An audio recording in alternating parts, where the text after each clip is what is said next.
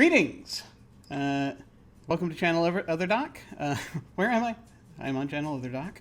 I'm Jim. I use he, him pronouns, and today we're playing Genesis Undone, a game where we'll be using tarot cards as prompts to help tell a story about the dawn of civilization as though it were a stage tragedy. This is a game I have been working on for a while. I wrote the first version of it a few years back for a Game Chef, sort of an annual kind of thing where you just basically you get a number of prompts and you build a game. I cannot for the life of me remember what the prompts were, but I came up with this idea of just trying to do this kind of this game that acts like a stage tragedy, like a Greek tragedy or a Shakespearean tragedy or the operas from the 17th and 18th centuries, that kind of thing. So that's a lot of the inspiration on the flavor side. There's a lot of inspiration on the mechanical side from games like Fiasco, and a few others. And we're gonna also Hell for Leather. And I've run both of those games on this channel before. Those were the two main inspirations. Those two games for this. It uses tarot cards to kind of help define scenes, and in the beginning to help us build the setting. So we're going to do that in a moment. First, though, let's meet everybody. And I'd like to say who you are and a favorite bit of mythology or whatever, anything you like about mythology. And I'm just going to go left to right. I will start with Matt. Hello. Hi, I'm Matt. I've got he, him, his pronouns. And my favorite mythology, I like mythology in general. I generally have a closer on to Egyptian, sometimes a little bit of Aztec or Mesoamerican mythology as well. Thanks. Awesome. Very cool, very cool. And now let's move on to Birdie. Hello. Hello. I'm Birdie, aka the Birdiesaurus, and I use she, her pronouns. And I have always been obsessed with Greek mythology. I know it's very, every day, but whatever. I don't care. I love it. It's amazing. And I think I've played God of War like 12 million times. Excellent. Excellent. And let us now move on to Rock. Hello. Hey, Jim. So I'm Rock. I use he, him pronouns. And as far as favorite mythology goes, it's kind of hard to tie down. Usually go with something either Nordic or Greek, Roman, Japanese, Celtic. So. Cool. Very cool. I'm a fan of mythology in general, but I think I like best seeing where different mythologies from different cultures intersect. And there was a lot of that. I mean, this is the one that, of course, we know about a lot. Is that is a lot of that going on in Europe during the first century and all that. It's kind of where I zoomed in and I've done a number of setting things related to that. I also, of course, that can be reflected in the fact that this morning on this channel I was playing Age of Mythology, and, as I'm finally going back through and trying to do the campaign in it, it's interesting seeing how they put all those together. So it's kind of neat. But before we dive into this game in earnest, like we do with most games on this channel, we are going to be using the X card, the N card, and the O card. So if we hit something that's crossing a line for one of the players, any of them can type an X in the Zoom video chat or anywhere else, or make an X symbol, and we'll back up and we'll do something else. If something happens that you're okay having in the game, but you don't want a graphic description of it, type an N in the Zoom chat, and we'll fade to black on it, or we'll put it behind a veil, so it'll be there, but we won't go into detail. Finally, if you're in the midst of intense role-playing and you think we might be worried you're really upset out of character, you can put an O in the chat to let us know you're okay, and that we're good to keep piling on the drama. Something else we can do is we can put an O with a question mark after it when we say or do something and then think, maybe it might have been a little too much. Then everyone else can respond to that and let us know if we're still doing okay.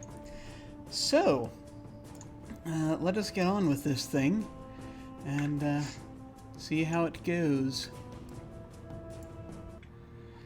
So, what we have here, I'm going to go ahead and pull this up and have it in front of me, is that this game includes like a certain amount of inter-character conflict. That's kind of what it's based on. We have this idea that we're going to tell a story that is a tragedy that takes place at the dawn of civilization. Which civilization in particular is going to be up to us, and will be determined during the game's setup. The start of the story may be a familiar one to some of you out there. In the beginning, one of the gods created the first race, making them in their own image. But that race, having free will, felt the hand of temptation. They committed the first sin, and because of that first sin, the gods exiled the first race from paradise. They settled in the outer lands and began again. And our characters are going to be members of the first race, all of whom are in exile. They've all been marked by the first sin. And some have forsworn that sin, others have not. Despite this, they have worked together to make up for what was lost, and they have built the first city, which they have founded quite recently. This game uses a deck of tarot cards to help us sort of figure out how things start out. They represent different things. I've got various tables, which I am realizing I utterly failed to put in Roll20, but they're in the rules. I gave folks copies of the rules so they can look and see. But before the tragedy began, a deity made a race of beings, the first race, and put them in paradise. They lived there happily, but one day they rebelled against their creator and committed the first sin. Once the sin was committed, every member of that race was tainted by it, carrying it with them forevermore. Seeing this, the deity marked them from paradise and forbade them ever to return. The members of the first race regrouped and did what they must to survive. They eventually settled and founded the first city. So we're going to be using the cards as prompts to determine the details of the story, and we'll be discussing them with each other and reach a consensus as we sort of figure this out. So, I guess what we'll do is we'll just sort of go around throwing cards down, as there's not really a turn order per se at this point. He says, making a note.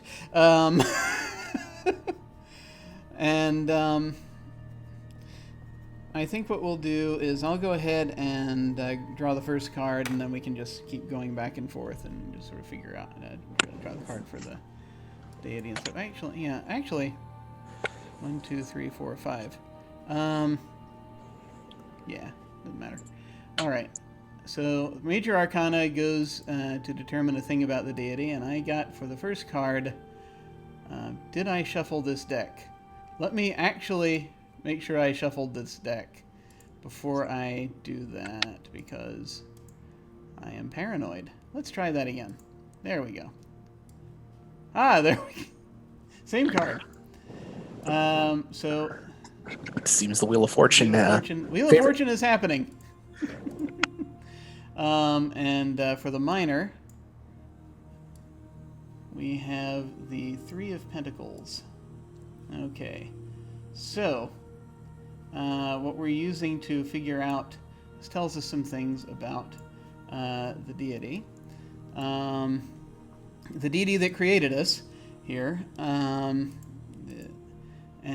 So that is, we're going to be using the nature that I've got listed in there for the major, and for the minor, it tells us about the element for the sphere of influence. So the elements are up on the same page, so I'm just going to start with the minor card here. So Three of Pentacles, and that's coins basically in here. And harvest. This is a harvest god. They're a god of the harvest. I've got the Wheel of Fortune up here. It says the nature is a gifted prodigy who happily spits in fate's eye while seeking their fortune. Interesting. Okay. Cool. So a gifted prodigy, and so there are a few different ways we can look at that. As So the nature of the deity. Yeah. What kind of god do we think this is? I would say stop me if you've heard this one before, but I feel like this is like basically like someone who basically blesses those bountiful crops in the face of any adversity. Just, nuts to fate, we're gonna make this work, and it's gonna be great, and we're gonna have this wonderful bumper crop no matter what. I kind of like that. Yeah, just sort of the idea that worshiping the god is like, yeah, go ahead and plant that thing, even though it's out of season. Yeah, we'll make it work. Don't worry, it'll be fine. I also kind of feel like with this, it could be something along the lines of you said one of the gods created a civilization. Yeah. This sounds like maybe the other gods weren't a fan of this idea, but he said, screw it, I'm going to do it anyway. We're going to make it work. And there might be some conflict coming from some of the other deities out there. They're mad because they contravent the natural order or something like that. Like, Yeah. This is the way seasons are supposed to work, and you're just planting stuff willy-nilly. Yeah. Ooh. I like that idea. I like the idea that, like, in whatever version of paradise this deity created, or had access to, we can decide that however we want, that, weather is extremely localized to the point of the season being localized. Basically, whatever you want the season to be, if you're following the ways of the deity, then you get that season. Yeah, and maybe he's even just a little bit cocky because if he's that gifted, he's kind of showing off. Like, oh, look what I can do. I can make this happen here and that happen there, and you guys can't do that. I'm going to grow olives in the desert. Get after it. I feel like there's a terrible downfall even within the mythology of this civilization coming up, even for this particular deity. I'm getting a taste of hubris here. So just out of a curiosity, see how was wondering. So with it being harvest, do we want to take that literally as far as the application of harvest for plants and animals and everything like that? Or do we want to look at it not just in that scope, but it could be harvest as in gathering or pulling in on any aspect? So it's not, for instance, like bankers and merchants might exactly what I was thinking. Pray to this god as well as a means of harvesting fortune, or crafters might pray to this god as a means of harvesting supplies, or it could just be in general a harvest, anywhere that you could use the word harvest. It's a way of being able to harvest something that you normally wouldn't be able to get. It's not luck, because you're circumventing the luck. You're making your own luck to a certain extent, and right, innovative. Yeah, it's this is who adventurers pray to when they loot a body. Nice. Okay, yeah, I can see it. It was just, when you started going with the harvest idea, I know that I immediately started thinking of, well, what if this is just like a god of gathering? I mean, for priests and for the church, this could be, they pray to this god as a means of harvesting souls. It's my nature. I immediately, when you say something like harvest, the first thing that I start thinking of is vampires. Well, I think I hadn't thought about vampires, but that's a great. This is a vampire god. They're harvesting bodies. Excellent. I mean, that could be one aspect, and certainly in other parts of the civilization that don't necessarily focus on this god, that is entirely an accurate depiction, I would expect. Yeah. I'm really liking this. I'm really liking this. Let me. I guess we should probably name this deity. Let's see. I've got fantasy name generator up. If we want to dive in there. If no one has any ideas, I can start just throwing things out randomly. Do we have? Does anybody have a preference on how they want names to sound? Like as far as like consonant vowel pairings go, or the inclusion of guttural stops or anything like that? Well, at this point, it's like, the dawn of civilization, so it can be pretty much whatever we want. I would like to be able to pronounce it. That's all. That would be helpful. Fair. Yeah, right? I mean, so like if you want, we can try to lean in a Mesopotamian direction if you want to go like Earth accurate, but if you want to do, and even that, it's like, unfortunately earlier than that we don't have good records for. But we can also, so we can look up that, or we can go more in the direction of fantasy. We can go pretty much any we can build off of any existing language we want. But I'm just pulling up. I'm sitting in the page here for the genie name generator, just because this sounded to me like a deity who's just granting bunches of wishes to people.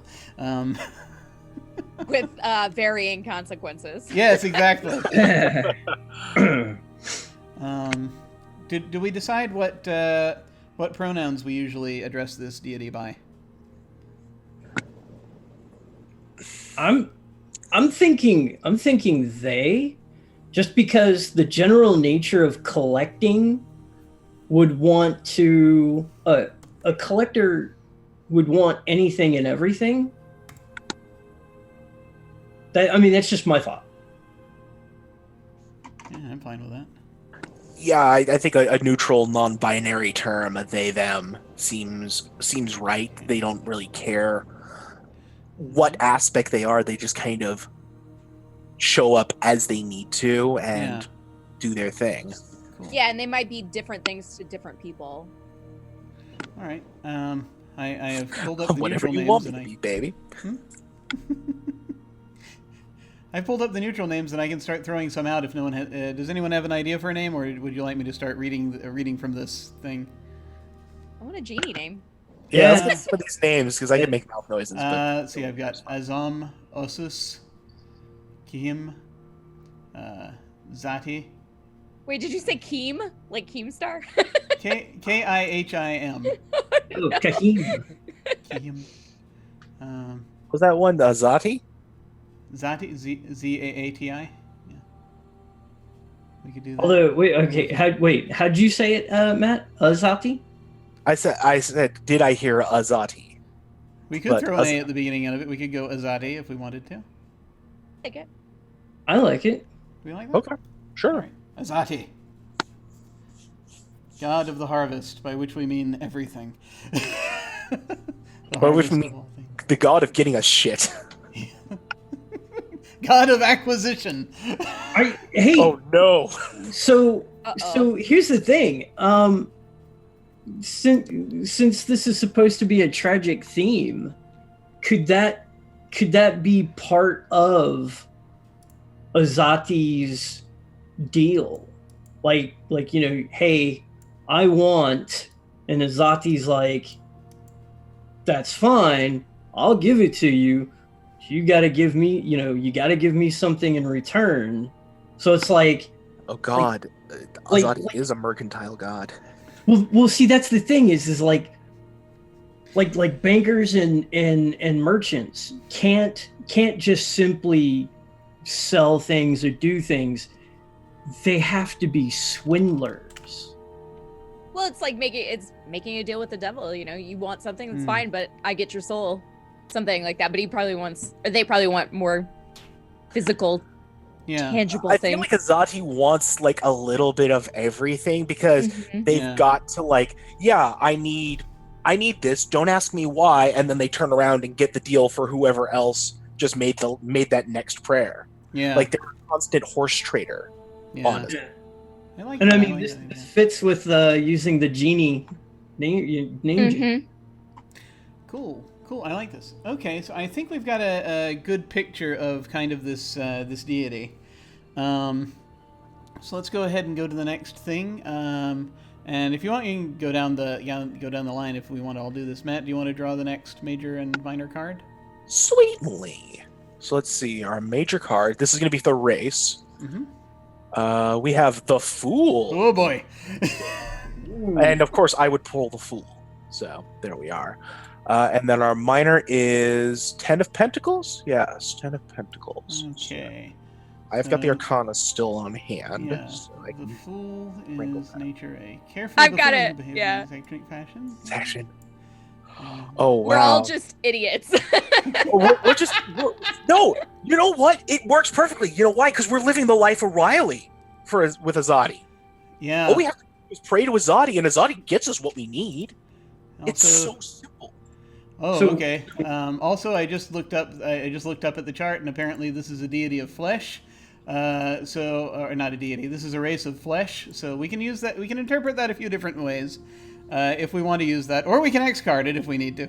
I mean, us being a race of hedonists does not seem completely out of the question. Yeah, exactly. That's what I was thinking. I mean, if we want, and we want everything.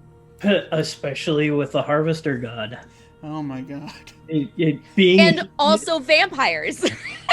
Oh my gosh. It's kind of leaning slightly more vampiric, but we'll see. We'll see how this goes. I'm not necessarily sure about vampire per se, but we're definitely those people that are willing to get anything and do anything so long as it's fun. We want to have our nice, easy life and do what we want.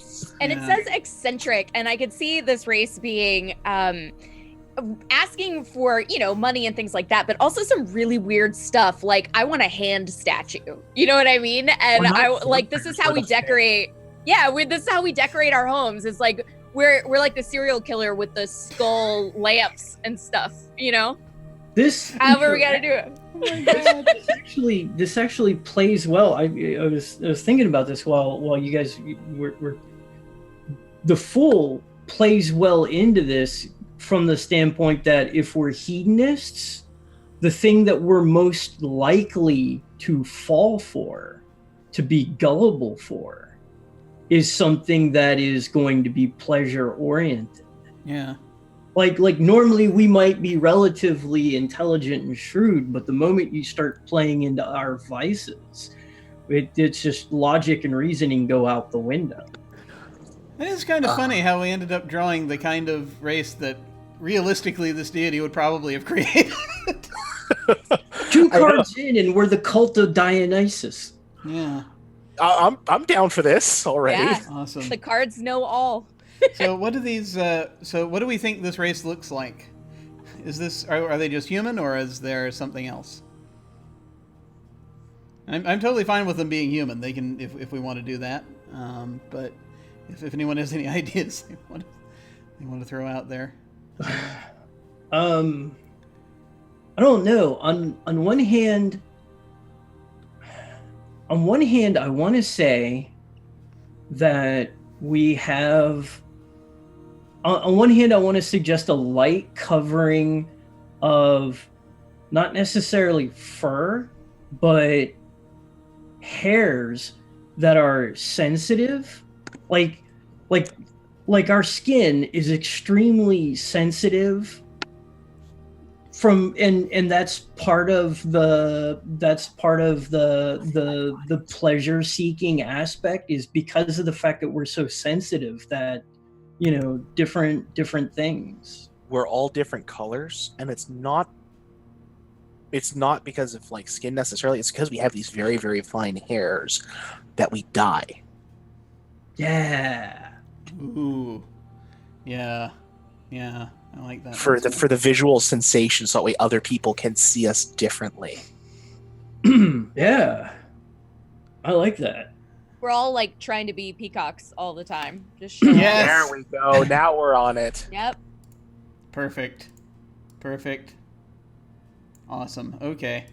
So, do we want to? We don't have to give the race a name necessarily, because it's probably going to be we haven't stated whether this is the only race or not, so I mean, it's just going to depend on how that goes on. Do we want to give the race a name or no? We're gonna kill off the whole civilization anyway, so. Well, it's possible.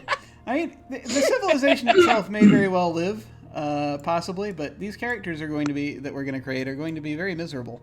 But, Welcome to my real life. Oh my god.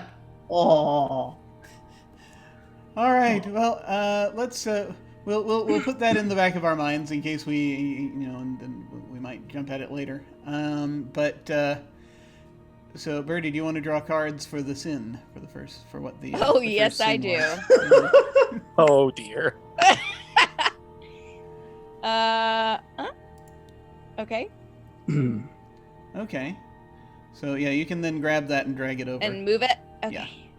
Yeah. Oh, the wow. world. How did this? I can't believe this draw. The world and the page of wands. Okay. Stay put.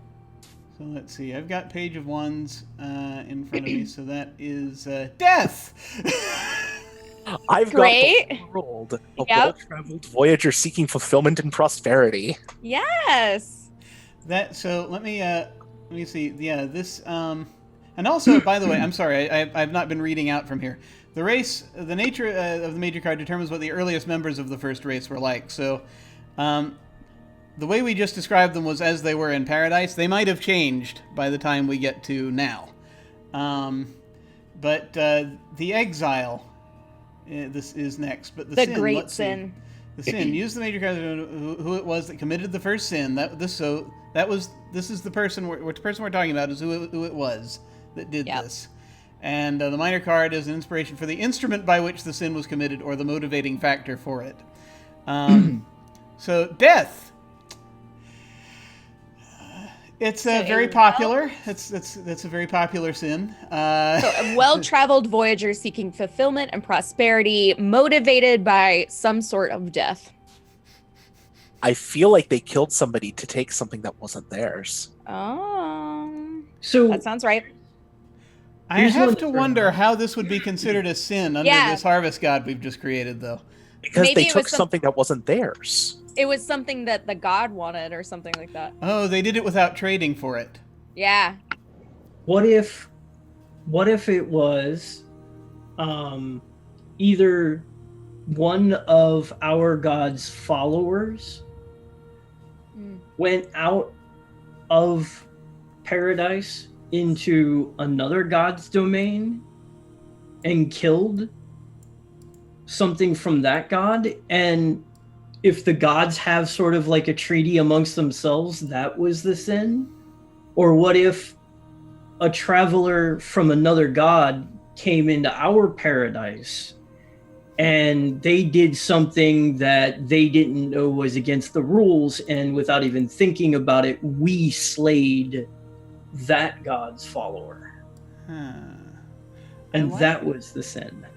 Well, I like the idea of the person who committed the sin being a well-traveled voyager seeking fulfillment and prosperity. Maybe, I mean, easily they could have gone into a domain held by another deity, and taken from them, and that could be it as well. I think it was something that our god did not authorize, though. Yeah. Or like specifically told him, no, I'm not making that deal or something, and he went out there and got it from someone else, or went and did it anyways. Yeah. So one of us asked for something from the god, and the god was like, "Nope, you can't have that." And As you were saying, with some sort of a treaty, maybe one of us asked for something that was against the rules of another god. So our god said, we're not doing that. Like, there's a very thin veil of agreement amongst all of us, and in order to not wipe you out, I've agreed that we're not doing this. And then we went and did it anyways. I have a thought about what it is that that they asked for. What did they ask for? They asked for someone to be brought back to life. Oh, yes. Ouch. Was motivated by this death. Yeah. Somebody asked for their love to be brought back, and Yeah. God said, due to existing contracts at this time, that is quite impossible to do. So Yeah. So they went to another realm to get like that other person's soul back or something like that, and traveled back with it. Yeah. And But basically got stopped at the border. Yeah. Oh my god. Sir, I need you to declare anything you're carrying, wayward souls. You know. Thou shalt not enter. So somehow through random draw, we've just become Anakin Skywalker.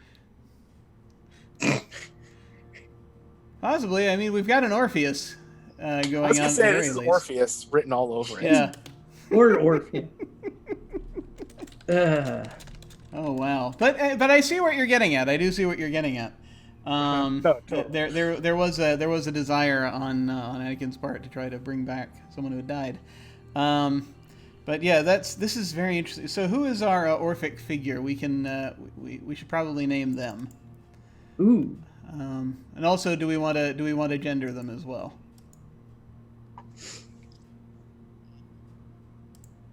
I'm getting a Linnaeus for some reason, and I don't know why. Linnaeus. Oh, Linnaeus. nice. Birdie looks like she's got something tinkering in the back of her head. Well, I'm arguing with myself. Oh. I want to say obviously it was a dude that fucked up, but at the same time, I want to say that what if it what if it was a mother that went to get their kid, like their kid died, and Oh so my it was God. a mother that went out and did it. Yeah, I can see that. Well, see that. this is supposed to be a tragedy, and that is a knife right there. Yeah. Yeah. No, Excellent. let's I go like and cut it, print it. I am enjoying like the it. knives. So yeah, let's. The knives. Good knives. Such good knives. Sweet Mm. knives. Where do we want to go for the name here? I can go. Let me actually pull up this one. I'm gonna. Well, okay. go ancient Hey, Egyptian or- Matt, what was that name you said? Linnaeus? Oh, Linnaeus. Linnaeus. Linnaeus? Mhm. Okay. What about Linnea? For the- Linnea is a regular word too. A regular name. So Linnea or Linnaeus would totally work for. I mean, I guess we're not going off our normal language, We can but do. Yeah, we can do. that is whatever a we girl's want. name. Linnaeus. How are we spelling this name? I'll ask that, and then I'll write down whatever it is you're telling me. I was thinking Lanaeus. Lanaeus.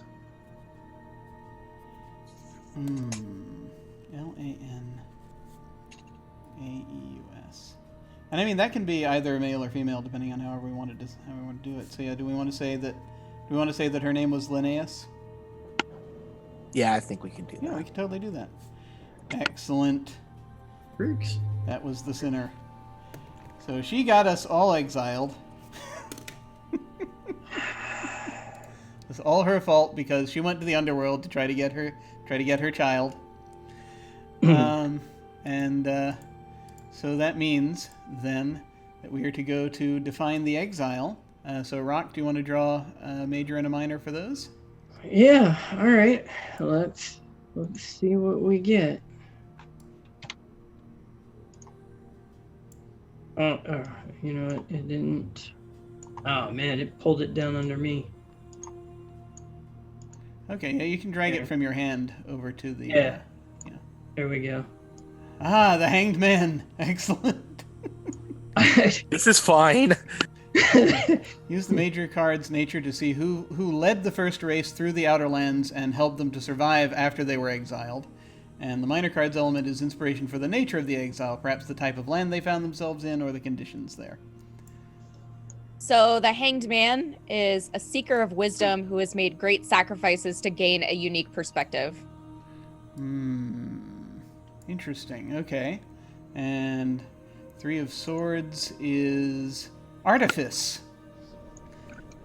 which means that might be something they had to do to survive out there, or it might be something to do with the lands they found themselves in. Because, we've already established there are other deities, that the land might be inhabited. So okay, so now we're defining the land of nature of the golems. exile at Sorry, this yes. point. Is that what this is? Yes, we're defining the nature of the exile, kind of what the land was like, and who it was that led them out. The more we talk about artifice, I kind of part of my brain wants to make it like an artificial landscape created by someone, but I don't know if we want to go quite that off. Off into I don't the know woods. the idea of somebody going out and basically building a no man's land, Yeah. Well, because what if Or just a place with like forges. What if it's like a mind prison? yeah, that's exactly what I was thinking is like what if it was our exile is that we are trapped in some kind of either, you know, like a coma or a delusion. Oh wow. Yeah, I like that. Azaati's made a dreamscape for us, and that's where we have to live. Oh my gosh, it's Nightmare on Elm Street. What if we have to I live didn't basically? my brand shit. All right, just to make this even more horrible, what if we're living in this landscape that Azaati created that's actually other people's dreams? Like we don't have physically our own exist dreams anymore. Yeah, we don't physically exist anymore. We were physically transported to this nightmare land, Yes. and we are kind of supposed to be the nightmares, maybe. But Well, we don't can you know. imagine a dream like where you're dreaming, but you feel like someone else and you don't know how to get out and you don't know how you got there and Yeah. you're This is searching why and we're searching and searching. vampires. Yeah. Encroach on other people's dreams. Yes. Yeah, Oh there's my your God. vampire aspect. So now here's the question then is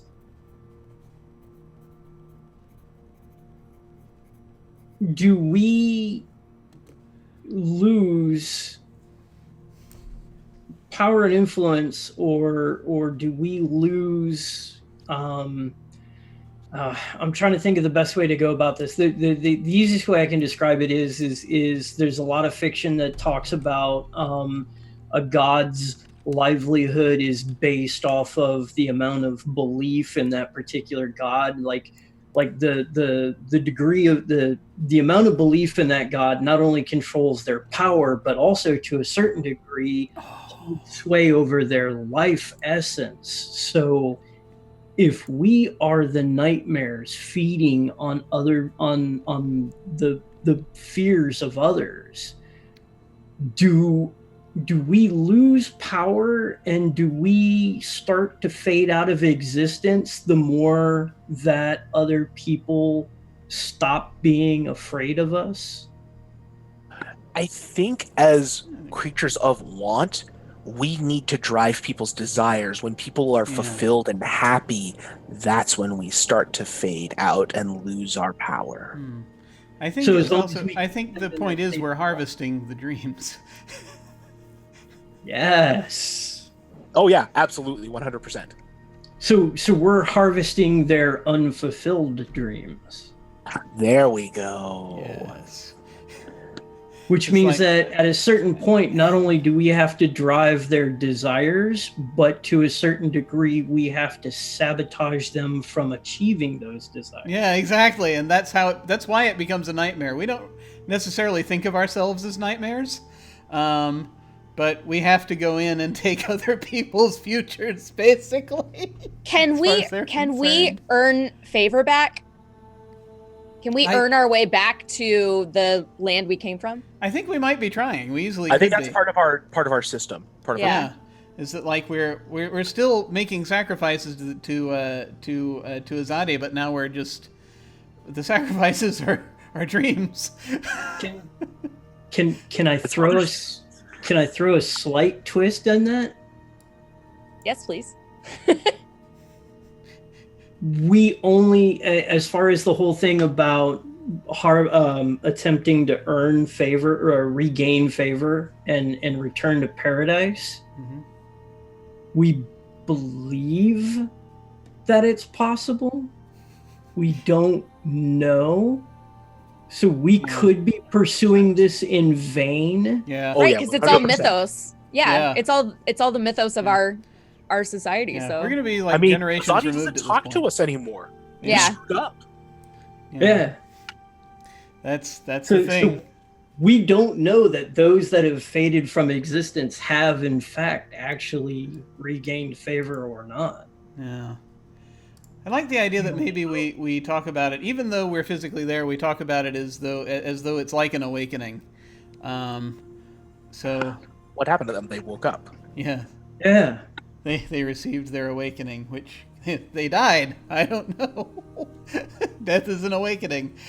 It's funny because everybody talks about death being sleep, but because we're already sleeping. Yep, death is. Yep, it's so interesting because it's like this exile, we're not necessarily sad or upset or miserable. Like, we're striving. We are giving everything we have to getting out of this. And I just want to make worlds for the forever and not. Yeah, we don't even need to play the game. There we go. Holy crap.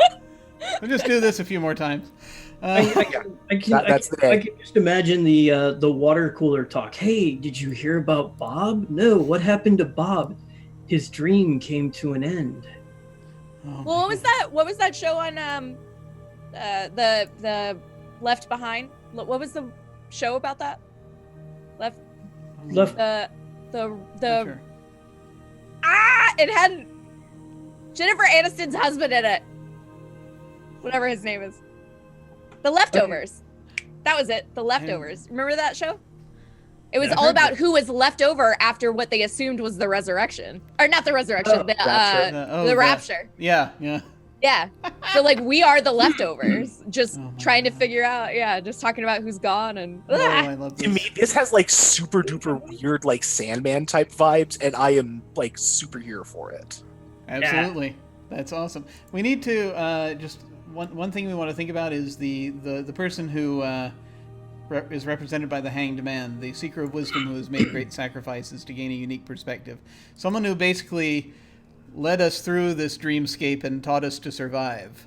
Oh, okay. So this is the first person that figured out you could go back. Like he's our messiah. You know what I mean? Like he's the one that said, no, this is how we do it. This is how you get back. You've got to do this thing. And so he was like, he disappeared one day.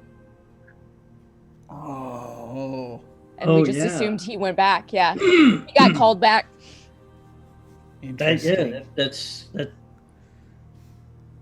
He seemed nice. doing something, and we weren't necessarily fully paying attention up until the point where he disappeared, and everybody was kind of like, well, where'd he go? And Yeah. that's where He was the crazy guy on the corner. Like he was the crazy guy on the corner with the sign yelling like, you got, whatever. And we were all just like, okay, whatever, dude. And so personal sacrifice, like he was the crazy guy. And then he was gone one day and we were like, oh shit, he was right.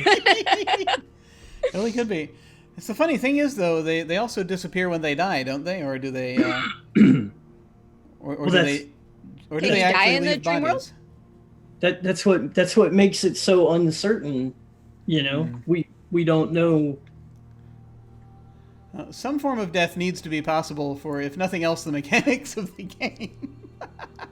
But no, if you die in the dreamscape, you just have to repeat it. You just come back. Oh wow! You got to do it over and over. This eternal loop. Oh my god. Cool. What do we want to name this person?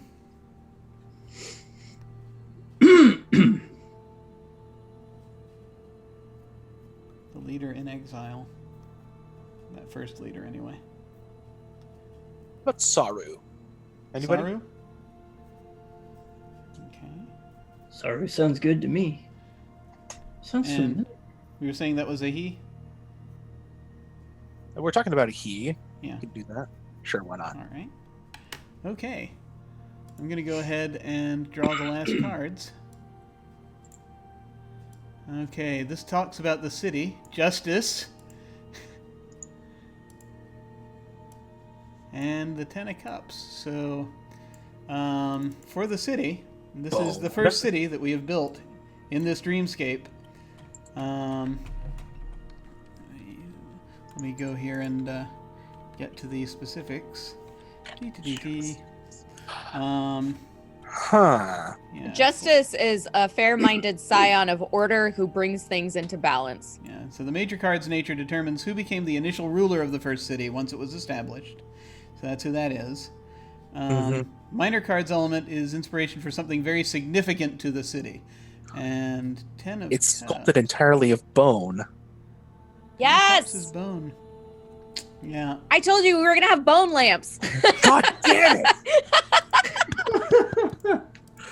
That makes sense if we are sort of interpreted as nightmares that we live in a city of bones. I mean, in the City of Nightmares, and we're ruled over by what? I'm thinking a judge. And so the judge makes the decision as to whether you get to go back or not. But we put that faith in him. We don't actually know that he's making that decision. Yeah. It might just be, what if every time if you die, you come back as someone different and you don't remember? Man. So like we never Yeah. actually know who gets. Yeah, it's to like death, but it's because you're someone you regenerate. You become someone else. I like that. I like that a lot. Oh man.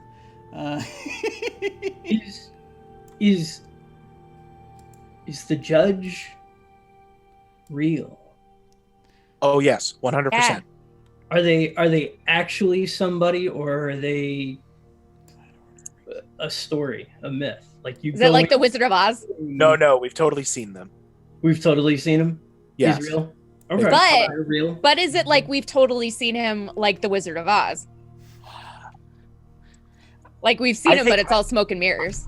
What if the judge isn't just one person? It's secretly a council of people. I'm down. It's got total like ceremonial robes, mask, the works. Yeah. And The because they have the masked mask, we lords. don't, Yeah. we don't know who it is. We never actually see their face. Judgment is faceless. So Ooh. we're presented with a judge that we see and hear and interpret as being a single person, but it's a hallucination that's being controlled by a council. It's not a hallucination. It's literally just the judge is essentially a costume that this council wears. Yeah. But we just call them the judge. Yeah, They it's are the whoever judge. it is that. Yeah, it's whoever it is that has the mask that day. Basically, is acts as the mask and the costume acts as the judge.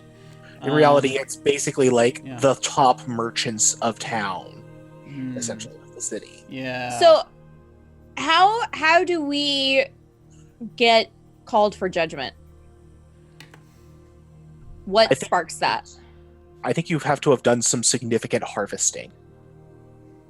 either a significant amount of harvesting, like it's like when you pay off your car after you get to a certain limit, then you go ahead and you come forth for judgment. Or maybe if you do something of some significance, for instance, you drive a dictator into madness and he successfully commits some form of genocide. Or I hate going to that example because it makes me sound like a terrible person. I'm not. Oh, it makes sense though in the scenario. It's or you When you stop a writer from completing their great novel. yes.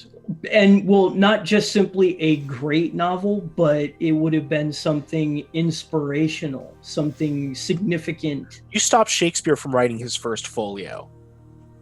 Yeah. Go get judged. Hmm. So do we present ourselves for judgment, or they call us to judgment? You are called. You do not present yourself. That is too presumptuous. I like that. Yeah. Someone notices your great work. I also, I don't know, for some reason I feel like it's interesting because that sort of does invert. Usually it's the normal association I would have with a judge is like you only go up in front of one when you're in trouble. But this is the sort of the opposite of that. So I'm trying to level out why harvesting the dreams and driving people crazy is important to our God. So in my mind, it's not just harvesting a dream or making them go crazy. It is bringing to the point that they return to what we would consider their base nature of taking what they want. And essentially that feeds him because that's his thing, right? So he is trying to create what he considers another perfect race. And a perfect race would be a race of hedonism. Oh. And Sort of trying to encourage them to be what we were.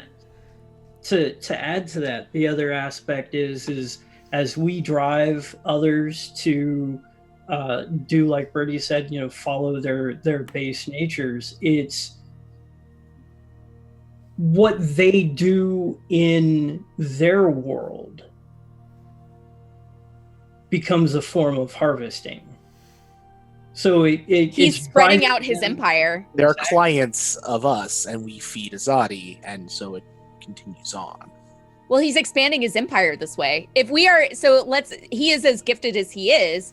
Let's say that he can, and we've already talked about him manipulating what the other gods consider true nature, actual nature, or what is natural. He's able to somehow place us into these brainscapes and things like that. And so by doing so and taking people essentially from other places, because we're taking away what they would normally do.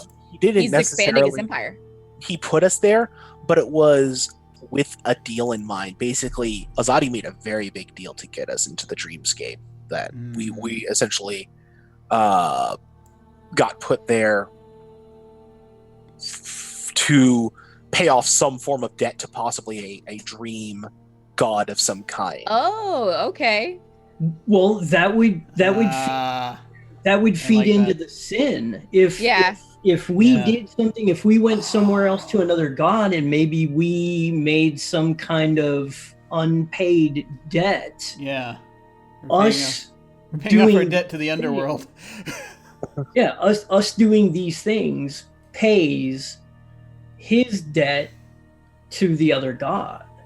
So by us causing these people to return to their base nature and become hedonistic, we are expanding the empire of our own god, as well as fulfilling a deal with some sort of dreamscape god, in which that god just wants everyone to lose their mind and somehow be brought into the dreamscape or something like that. You know what I mean? So we're like feeding his empire as well. Well, because if you drive them insane, you put them into a state of a wakeless dream. Well, the crazier they get, the worse their nightmares are, and that's what feeds him. It's a win-win deal for the gods. Yeah. I feel I'm getting a Lovecraftian vibe in my head from the god of nightmares, but that's probably just because of the dream cycle. Lovecraft, This is so complex, and I love it. We've gone some places. Excellent. Good. Well, we can, if we want, we can name this other deity, or we can just sort of leave it quiet for now. And I feel like he's unnamed, or the like dreaming god. We do not talk about them because if we talk too much, we attract other things. Yes. Nice. Like he has a name, but none of us are gonna say it. Oh, good lord. We just refer to them as the dreaming god. Yeah. So much lore. This is delicious. Okay, no, this is great. This is exciting. So the timeline is very fluid. The events we described can have taken place as long or as short a span of time as we like. The events of the tragedy will start sometime later. The timeline for it doesn't have to be too specific. We can place the tragedy as far into the future as we like. Within reason, it needs to be the same civilization, inhabiting the same city, but it should be at least a couple of generations removed from the history we've established.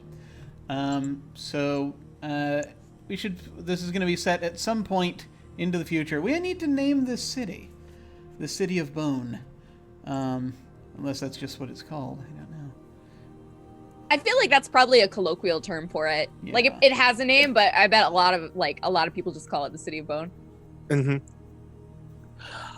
Osterus? Azaton, the City of Bone. Azaton? Okay. Yeah. Azaton. Oh God.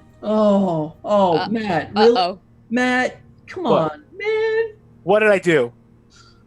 Azaton? Our judges, any magicians, are going to be the Wizard of Oz. I didn't Oh mean my it. god. I'm sorry. Oh God. What have I done? Jim changes the S to a Z. Well, there we are. Well, we've hit peak, folks. We're done for the day. I think it'll get better than that. This is great. The whole stream was a setup just for that name pun. Basically. This is what I do. It's completely unintentional. Sometimes these things happen. Mm-hmm. So we are ready to do character creation, I think. So from among the 10 cards that were drawn, to determine the story's background, each player chooses one major card and one minor to help define details about their characters. And so if you have more than 5 players, you can draw more, blah, blah, we don't. The nature listed for your major card is reflective of your character's identity and personality. It also ties them thematically and perhaps more concretely, if we want to work that in, to the more important figures in the city's history. And yeah, again, it's interesting how it's the minor card helps you determine the more mundane side of your character's existence, and each suit does represent a social class.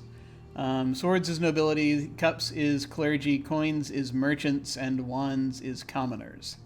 And there's a rank also associated with the character's role, their place in society, and we can interpret that in light of the character's social class. I've got a chart of examples in there, and so we kind of go from there. So, with that in mind, is there a particular? We just sort of go around. Does anyone have a particular card that they want to pull for their character from among these 10 that are up here? I don't care if it's me, but someone needs to be a judge. Like, I want someone. Somebody's going to be a judge. I kind of want to be a judge, but at the same time, I'm seeing a couple of combos here that it's like, oh, those are so on brand for me too. Well, and also remember, justice is going to be a nature card, so that might not necessarily reflect their class, but that would be. Hang on. Let me look at the thing. Let me look at what we've got here. We've got a page, a 10. Those are the ones higher up. Yeah, no, we could. Yeah, there are things we could interpret as.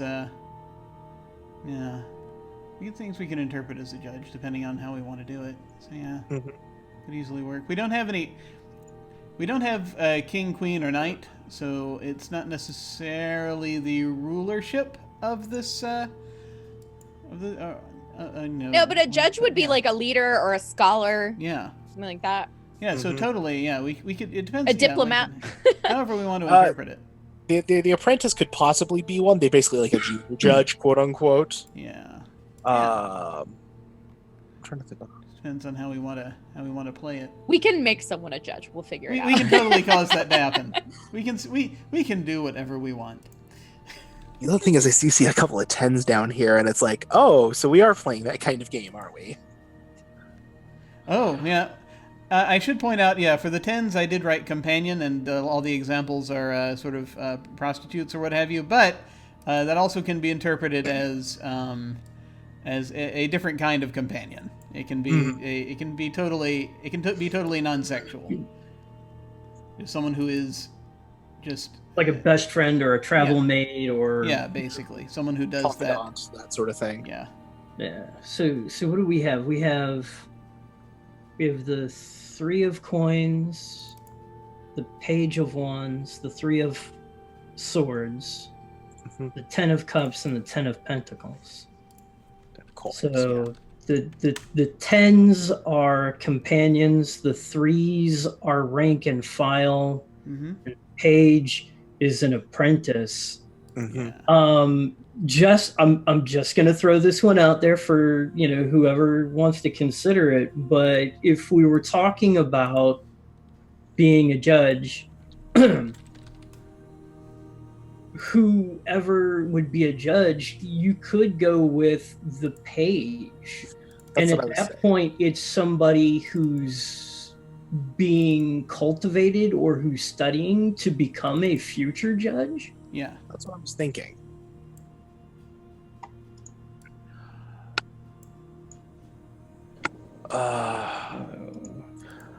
Okay. So, I'll jump in because we're Okay. here. Sure. And I'm going to go ahead and go with... I'm going to choose the 10 of coins, the 10 of pentacles. Wait, do we pick or we draw? You pick. Oh, I You thought we pick were off- drawing. No, we pick off of what we got on the board. In a previous iteration, it was random, but No, I like Oh, this better okay. because this you see the board and you Yeah. kind of have a feel for what you're working with. So, like I said, I'm choosing the 10 of pentacles / coins cool. here. So you're going with a companion? A companion. Okay.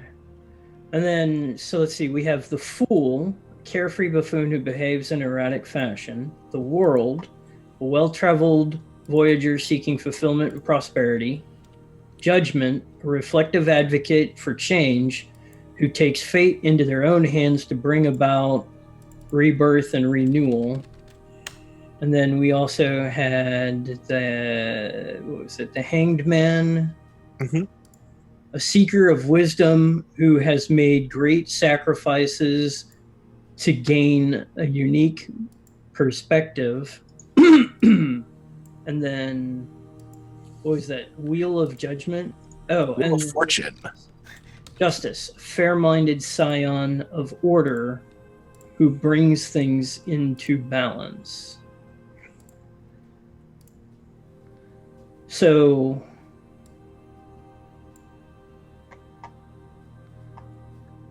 we have options for a companion, rank and file, and an apprentice. Yep. Mm-hmm. And also, just so you're aware, I've just put the elements and the rolls as handouts in Roll20, so you can grab those without having to be on the page. If Oh, you that's so shiny. desire. Nice. Lovely. So I mean, if we look at this, so what happened? Somehow I exited. Uh-oh. No, I'm back. I'll be back. You're fine. Just gonna wait for Roll20. Jeez.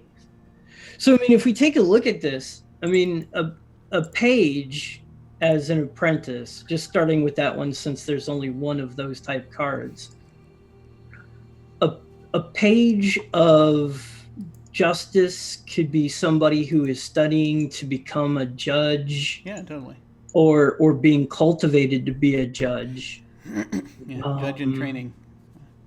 As the Hanged Man, a seeker of wisdom who's made great sacrifices. So that could be, the Hanged Man could be somebody that's almost kind of like a freshman scholar, you know, like a college student as opposed to, you know, a professor type thing. So it could be somebody who's studying with the way that we are going about things as far as our mythos is set up. That could be somebody who's maybe like trying to learn things so that they can learn different ways to manipulate people and drive people. I like the idea of someone studying to become a judge because the quote unquote council will select someone right before someone on the council is elevated or taken home or whatever. Yeah, awakened, whatever we want to call it. Because a judge serves out their sentence, they don't actually have to do all the creepy dream stuff. They have to serve a sentence essentially. And once, if the god feels that they have made correct judgments or whatever, you know, they'll ascend or awaken. And so they've chosen someone as an apprentice because this big awakening is supposed to happen. And I bet the awakening of the judge is like a big deal, like a ceremony. Yeah. I like that. I'm sort of now starting to picture this, and this is I'm getting slightly Egyptian here, but the idea of there being just when you present for an awakening, there's these scales that you put your dream coins into or whatever. Ooh, dream coins, nice. Dream stuff. Yeah. And if Okay. it's enough, then You place your bounty from harvesting on one side and see whether or not you're. Yeah, and then if it balances, you are sent into the chamber where they awaken you. I Assuming will that's how it totally be an works. apprentice if no one else wants it. Take it. Okay. Take it. Sweet. So I am the page of whatever. Page of wands, right? Okay. What Page is of wand? justice. Page of justice. Yeah. Page of Wands. Okay. And hang on, The- we gotta make this work. Okay. The justice page of wands. My mouse is doing the weird thing. Let me reload roll 20 for myself. Let's see. But yeah, you can feel free to grab the cards and just draw them off to the side, or pull them into your hand, or whatever for right now. But just draw them off to the side. Don't worry about putting them in your hands because I think we're gonna be reshuffling them back in a minute. We just sort of make a note, and I don't have character sheets because I was not thinking about that for some strange reason. But you can just sort of make a note on paper or what have you. Pulling a fine notepad out. Yeah. And so you grabbed the page. What major card do you want? Oh, it's justice, right? Is what we said. Yeah, justice. So you can sort of grab that. Yeah. All right. Excellent. And you should note those cards down. That your nature is justice. And that you got also the page isn't. It's not as important to note the page, but you may as well. Let's see. And so let's see. The nature listed. The city's history roll in light of your character's social class. All right. Yeah, let's go ahead and just pick which ones we're taking here. Oh, you know what? I was reading Judgment earlier, but that's wrong. It should be Wheel of Fortune. I was reading that as Wheel of Judgment. It's actually Wheel of Fortune, which means that one is not a reflective advocate for change. That is a gifted prodigy who happily spits in fate's eye while seeking their fortune. Yeah. Mm-hmm. You know what? I'm going to snatch up the Wheel of Fortune here because that's once more just me, just my brand. Feel free. Are you going to be the rank and file, or are you going to be the companion? I already chose 10 of coins. Oh, okay. So 3 of swords, 10 of cups. Companion. Yeah. I'm gonna pick last.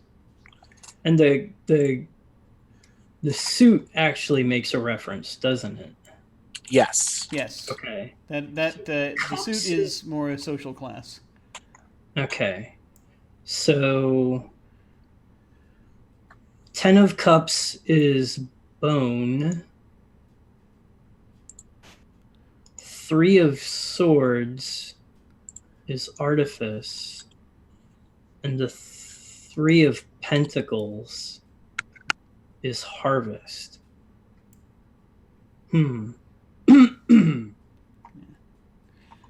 Yeah. And just as a reminder, swords is the nobility. The cups are more the merchant class. The coins, I believe, are the clergy. I think. Wait, let me double check. Because I'm just saying that from memory, and I should be saying it from the rules because that's swords is nobility, cups is clergy, coins is merchant class. Is flipping those. Wands are commoners. So the 10 of cups is bone and it's clergy. Yeah. There's almost a theme there. The pentacles is merchants and harvest. Wow, that's too strong of a theme right there. Wow. You could it could be a harvester of bone. Yes. And then Clickety clack, get in the bone sack. I mean, we got to make the city somehow. artifice. Yes. Artifice is. What did you say artifice was? It's. The that was reflective of kind of the land. That's why we came around to it being a dreamscape. But artifice, the creation of things, the building of things, the making of things, crafting of things. So you pull out the thesaurus and start naming a bunch of other words. No. Yeah, no. No. What I'm thinking of is swords is nobility, but 3 is rank and file, which would put it as being like lesser nobility, like what, like a duke's son or something. Yeah. So I mean, if you've got rank and file of nobility, then those could be a number of things. I mean, you could have noble soldiers or noble. So it could be like a knight. Yeah, you could be like a knight, even though it's not the knight card, but you more like could a be, footman. But yeah. Okay. Yeah, footman type deal. Yeah. Well, because I'm looking at cups is clergy, and it was the 10 of cups. That's bone. So. Yeah. You don't have to factor in the element with it, but you can if you want. And as a companion, it could be somebody who could be studying to be like essentially a cleric. I can't think of what they're called now, but basically the student priests. Oh yeah, an acolyte, a novitiate. Yeah. It could be like an initiate. Yeah. So it could be somebody that's like really trying to remind everybody of the belief and really push the belief and remind people of their responsibilities to harvest. Yeah. That would go well with as being the companion card. Sure. Yeah. Is that what you're drawing then? Yeah, so that's that, and then I'm gonna do that with the Hanged Man. Okay. Seeker of Knowledge. Gotcha. Cool. Yeah, that totally fits. That totally fits. So I think I'm gonna take. Those are the 2 choices that are left. Are really good ones. So I can either play a well-traveled voyager or a carefree buffoon. Yeah, I was deliberately trying to avoid the buffoon thing. I do enough humor and joking on this channel. Oh, no problem. And they're both 3. They're both sort of rank and file. One is of the merchants and one is of nobility.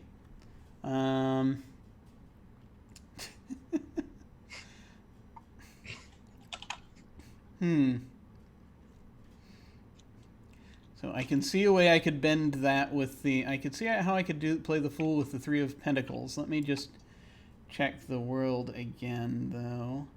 World age, well-traveled voyager seeking fulfillment and prosperity, and swords. So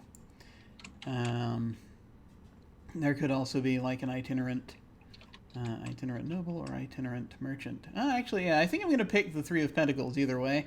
I'm going to pick someone in the merchant class. And do I want to play the comical merchant or the the worn traveled merchant? I think I'm going to.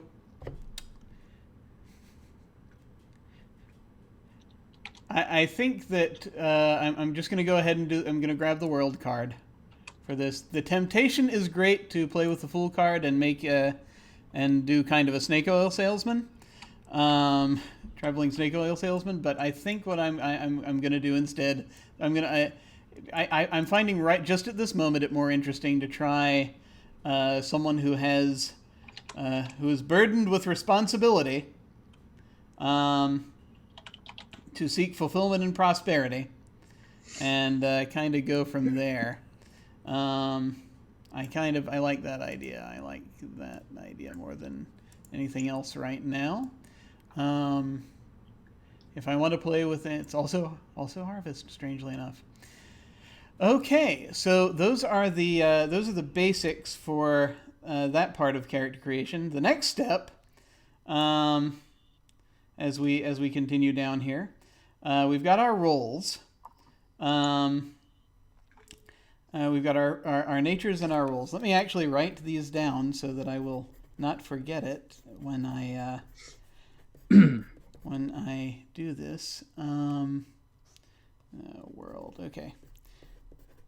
So the next part is we must decide. You decide and make note of your character's ambition. This is the one thing your character wants most and would do anything to get. It should connect to your nature and in some way involve transcending your role. So, like for example, I've got a character whose nature is the world, is like has got a lot of basically a lot of seeking fulfillment and prosperity, and I would assume then getting beyond the rank and file through prosperity, if nothing else, probably wants to be the greatest harvester in the land, in the dreamscape. So someone terribly, terribly ambitious. And so that would be an example of sort of of an ambition. I mean, my character's ambition is to ascend to the council, to the judge. Ascend to the judge. Yes. And they may be fair-minded, but let's be honest, all of us are pretty selfish. So in my mind, it's very fair for me, who has worked very hard up to this point, to be noticed. It's only fair for me to have that position and no one else.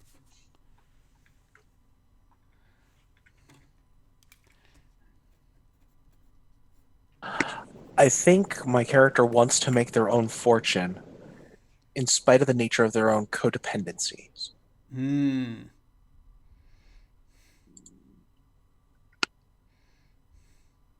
They know how they can go about getting what they want. It's just they feel tied to others. I think oh, hell, you know what? Let's just go ahead and lean all the way into the stereotype. I think being a eager young priest, I want to help as many of our race awaken as possible. Oh, that's interesting, because then in our dreamscape, the clergy or whatever has sacrificed their right and desire to awaken and only exists to assist others now. Yeah, and to tell them how to do it. Yeah, that's so cool. My own awakening takes second place. Excellent. So another thing you need to decide is what your tragic flaw is, because this is a tragedy, so we all have them. I think I'm picking greed. I think that's going to be where I'm going to go. I love that idea of the clergy so much now, because on the flip side of things, the way to ascend to the judge is the opposite. Like, you have to not assist anyone. You have to be the baddest of the bad, almost, like go out and make the worst nightmares and things like that. There's on the opposite side, the clergy almost gives that up. Yeah, I like that. Their flaw is that they hoard people. That's the thing. They want to be loved, and they can't give that up. Oh man. Yeah, or could also play with the flaw being that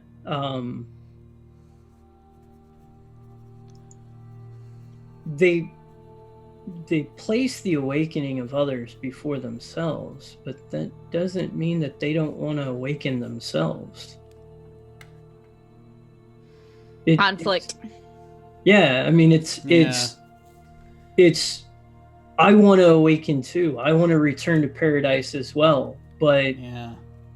I have to guide others first. I have to hold the door open before I can step through the door myself. It's also always that desire burning away. To get Yeah, out. there's probably a little bit of self-hatred in there too, because you Yeah. don't want to want that so bad. Oh, Yeah. yes. That's wonderful. I like that. So My characters would be so I'm supposed to bring things into balance, but again, like, I'm selfish, and I think what's fair sometimes, like, I'm a little bit deluded and self-centered, I think would be the right thing.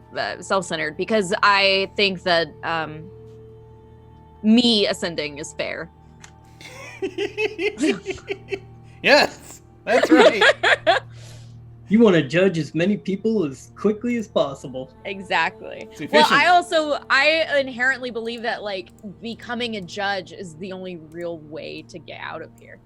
Mhm.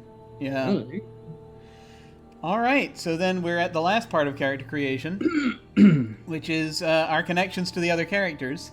So there are two connections in particular that we must define, and we can define others if we want. But the two connections are you have a nemesis and a benefactor. Your character's nemesis, the character's nemesis, is whoever it is that stands in the way of achieving your ambition. And your character might be aware of this, or you might not even realize that that other character might even not even realize you consider them an enemy. So you choose one of the other player's characters. I can't remember who it was who said fundamentally in writing a lot of people's stories is what do they want and why can't they have it? The answer to why can't they have it is one of the other players.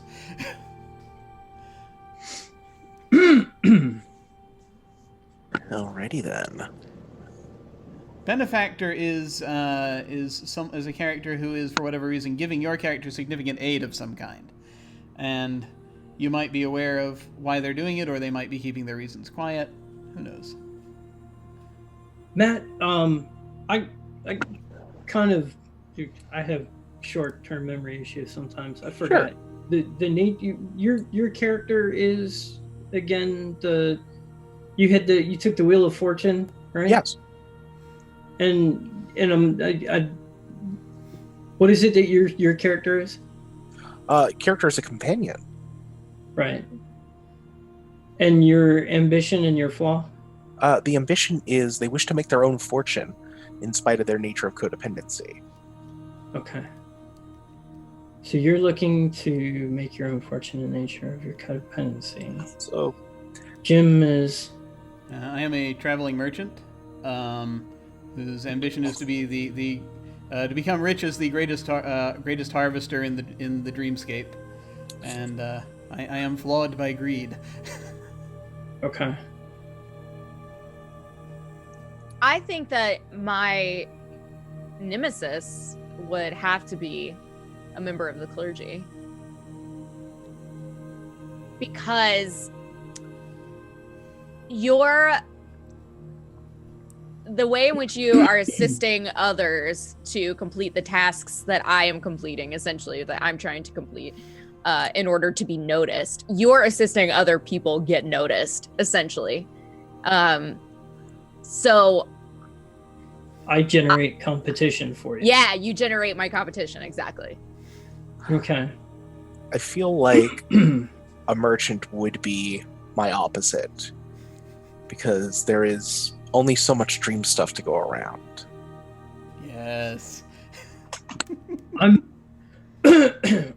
trying to decide. I know, because what I was thinking on this one is I can't decide whether I want the judge to be nemesis or benefactor, because I can see it either way. As a member of the clergy attempting to lead people towards awakening, the judge can be either the benefactor from the standpoint of, I lead them there, but they're the ones that actually gets to give the hall pass and say, yeah, it's cool, go through the door. On the other hand, they could be the nemesis because they're the one that sits there and says, yeah, no, you're not good enough, go back to class. Maybe I'm both. So that's a tough call. I was looking at the merchant as being the nemesis from the standpoint that, well, no, actually, merchant could be the benefactor, because if the whole idea is for us to be driving people crazy and I'm trying to help reinforce that, somebody who sells madness to others would be a benefactor to me, because Sure. you're essentially giving them the tools that I'm telling them to go use. Sure, that works. Just trying to So- think of. Go ahead. No, go ahead. Oh, I was just going to say, which of you would most likely, besides the clergy, which one of you would be most likely to say, like, I'm not sure this whole thing is real. I'm not sure I'm ever going to get out of here, because I know you're both looking for fortune and things like that.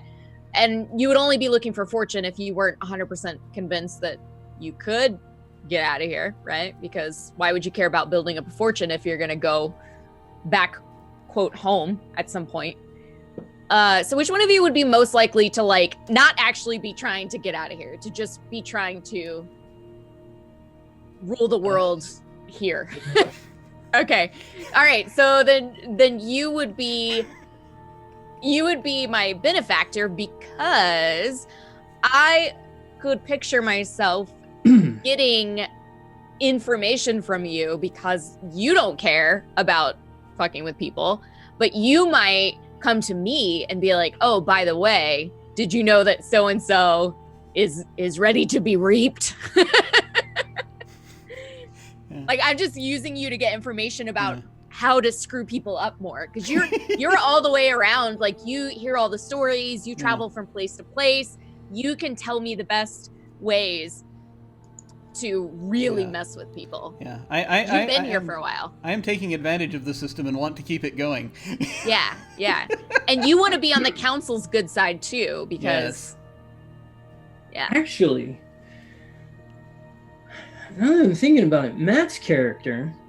So, Mhm. all right. So you're looking to increase your station, basically, on your own merits, on your own merits, as opposed to the merits that have been given to you. The merits that I get from associating with others, basically. So yeah, so you're looking to do your own thing and get noticed for it. Hmm.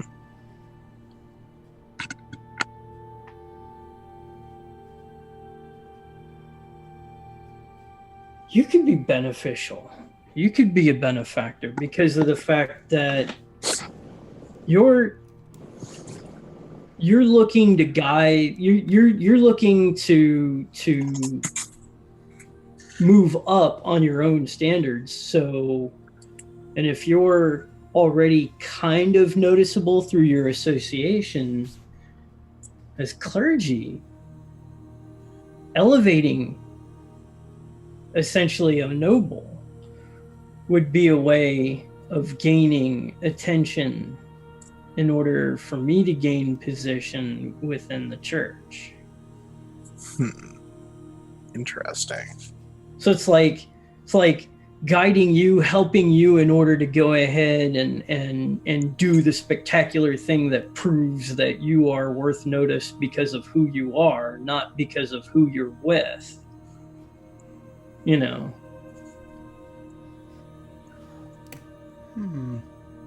What's that?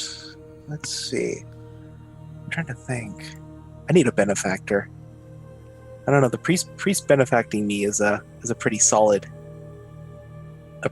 setup there. Yeah, I mean that could be a mutually benefacting thing. Basically, that's the thing.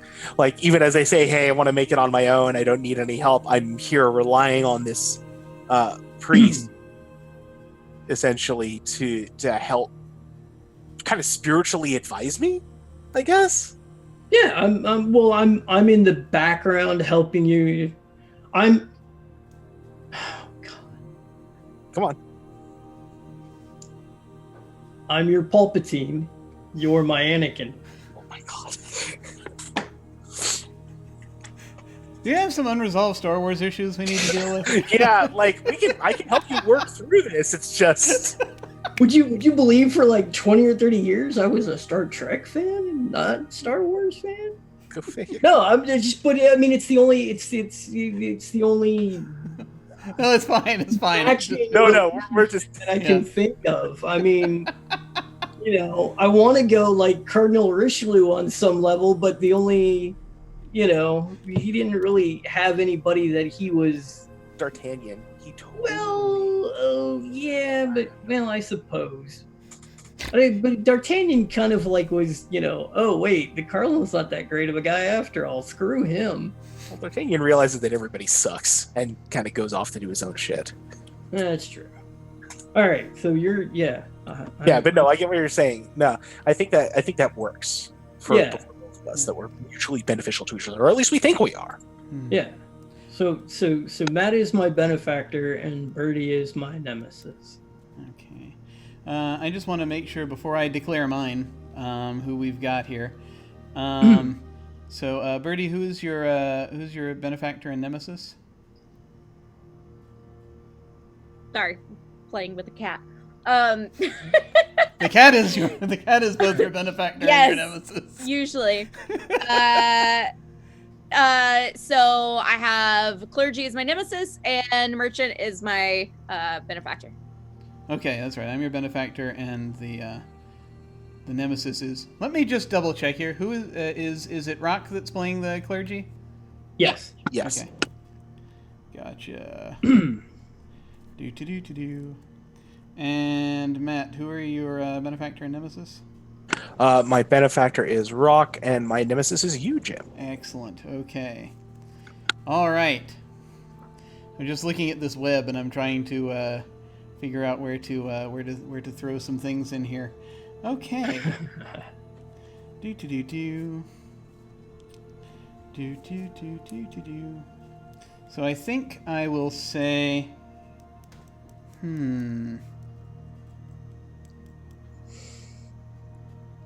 So theoretically, yeah, I guess I will be mutual nemesis with Matt. It's a hate-hate relationship. Yes, that works. And let's see. It sort of maps out to be mutual. I know this is a bit weird, but it sort of maps out for me to be mutual benefactors with Birdie. As one hand washes the other, as they say. Okay, that's interesting because it's not like a circle per se, but there's still a connectivity with everybody, so that works. Okay, cool. All right, that's basically it, and then we just sort of name our characters, and we can actually get into the playing portion of the game. So what we'll do is I think we're gonna go ahead and take a break. And we'll go away for 5-10 minutes or so, and then we'll come back and we'll do some gameplay. We're getting very good here. All right, we will see you shortly.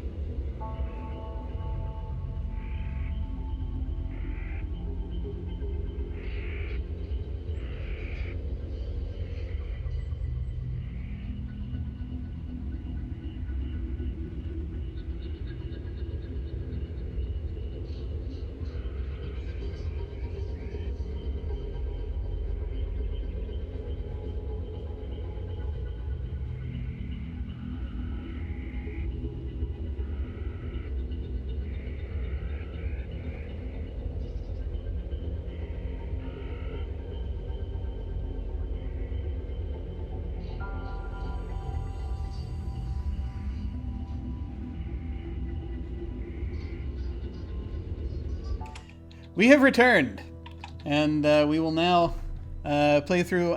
We'll play through one act. We have about enough time for that, I think, and we'll kind of see how this goes. We have, as you can see, we have named our characters, and we've flipped in Roll20 to the next screen, which has these little boxes for our various tokens of sacrifice and villainy. Basically, the idea is this: we're going to get scenes kind of from these hands we're going to draw, and we're going to play these scenes. We can play them out for either ourselves or for other characters. I'll explain. I'll explain how this goes up. But the way this works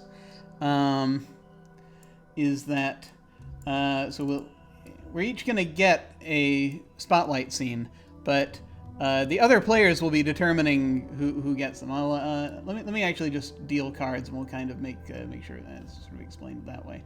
So I'm going to deal each player, it says, a number of major Arcana cards equal to the number of acts in the tragedy. I've actually taken to, if they're available, the caveat to that is I want to give folks a little bit of a choice, so I'm going to go ahead and give you each 3 cards. And you can kind of choose from there. So I'm going to deal 3 cards to everyone.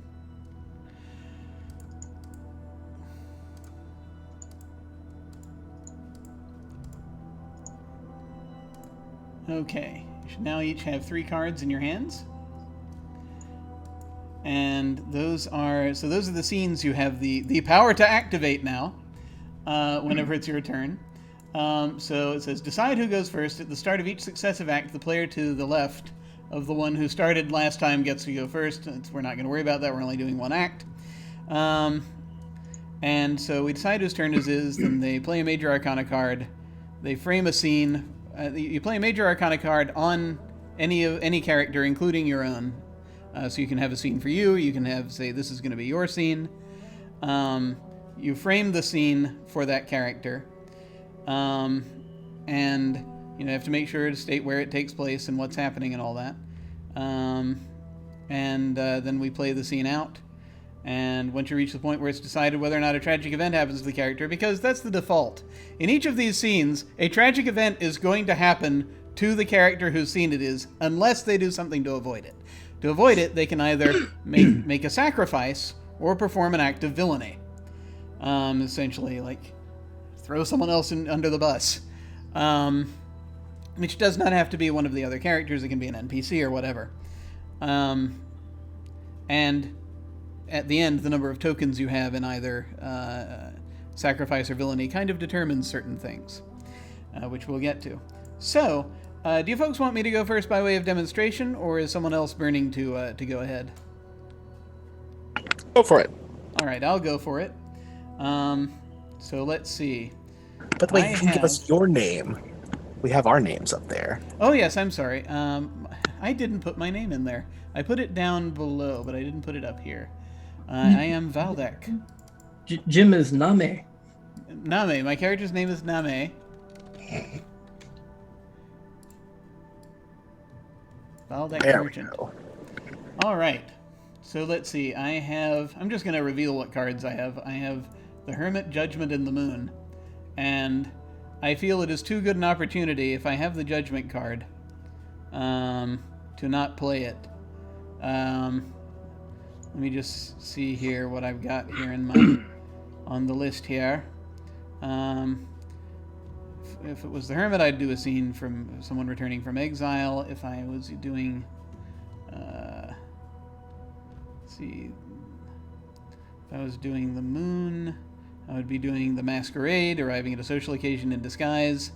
But if I have Judgment, that is the Reckoning, a scene in which your past catches up with you. So, yes, I definitely feel as though that needs to happen. So let me, let's see, who shall I play this card on? I shall play this card. I think we're going to start with Rock's scene. We're going to say, so I'm playing this card on you. So this is your character's spotlight scene. And again, for the full text for Judgment, this is the Reckoning. This is a scene in which your past catches up with you. Someone, or perhaps something, arrives to claim a settlement from you. This could require the payment of a debt or retribution for an offense, or to satisfy the terms of a pact. So, the way this works is I have to frame the scene for you. Let's see. So, all the players can collectively set the scene, but the player whose turn it is, which would be me, has final say on what to include up until the scene begins. The player whose scene it is must describe how their character will be pursuing their ambition in the situation presented so that everyone knows what their character wants in that scene. So, remind me, Rock, what is Wissen's ambition? To guide as many of our kind to awakening. Okay. Ooh, okay. So he's basically going to be looking any way to be able to lead someone towards judgment. And I think your character's flaw had to do with the fact that you also want to get out at some point. But, right? Yeah. Yeah, it's the denial of ambition for myself. Okay. So, I think someone in this scene is going to... This is a kind of a twisting of the reckoning. But I think someone in this scene is going to appear and present you with something that would represent like a golden ticket. And we're going to see how you handle that. So let me see.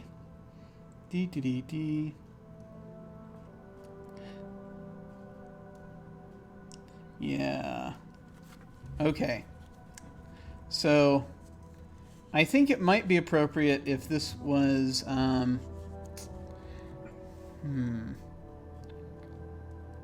yeah, some way in which you can kind of, yeah, what if we were in a situation in which, Matt's character, your benefactor, how do you say that name? Dargzek. Dargzek? Presents you with something that would allow you, it's sort of an opportunity to get out, but it would mean facing your, leaving a lot of work undone and facing your situation here. Now, this would not be your final quote unquote thing. This is just a things we have epilogues for that, but you sort of will be setting up there. So, kind of, where would Wissen be working? I would imagine whatever our version of a church or a chapel would be. Okay. So I mean, if this is sort of like a dreamscape of hedonism and collection and harvesting, I guess. Is it like a manor house sort of thing, maybe? Maybe, or like, I'm hesitant to say a frat house. I wouldn't say a frat house per se. However, maybe like a clubhouse. An inn. An inn. Okay. Like a very large inn. We would consider a hotel, really, but What about a brothel? I wasn't going to say, because that would be entirely on brand for Dargzek, but... Yeah, I mean, well, the brothel doesn't have to be an overt aspect of it. Oh no, it's like a service that's offered, but it's not, it's not like, oh hey, come stay at our whorehouse kind of thing. It's, it's... We offer companions have escorts as available. part of the evening. Yes. Yeah. Yes, precisely. It's on the room service menu. Yeah. Mm-hmm. So it's like there's... Yeah, so it's like there's some sort of...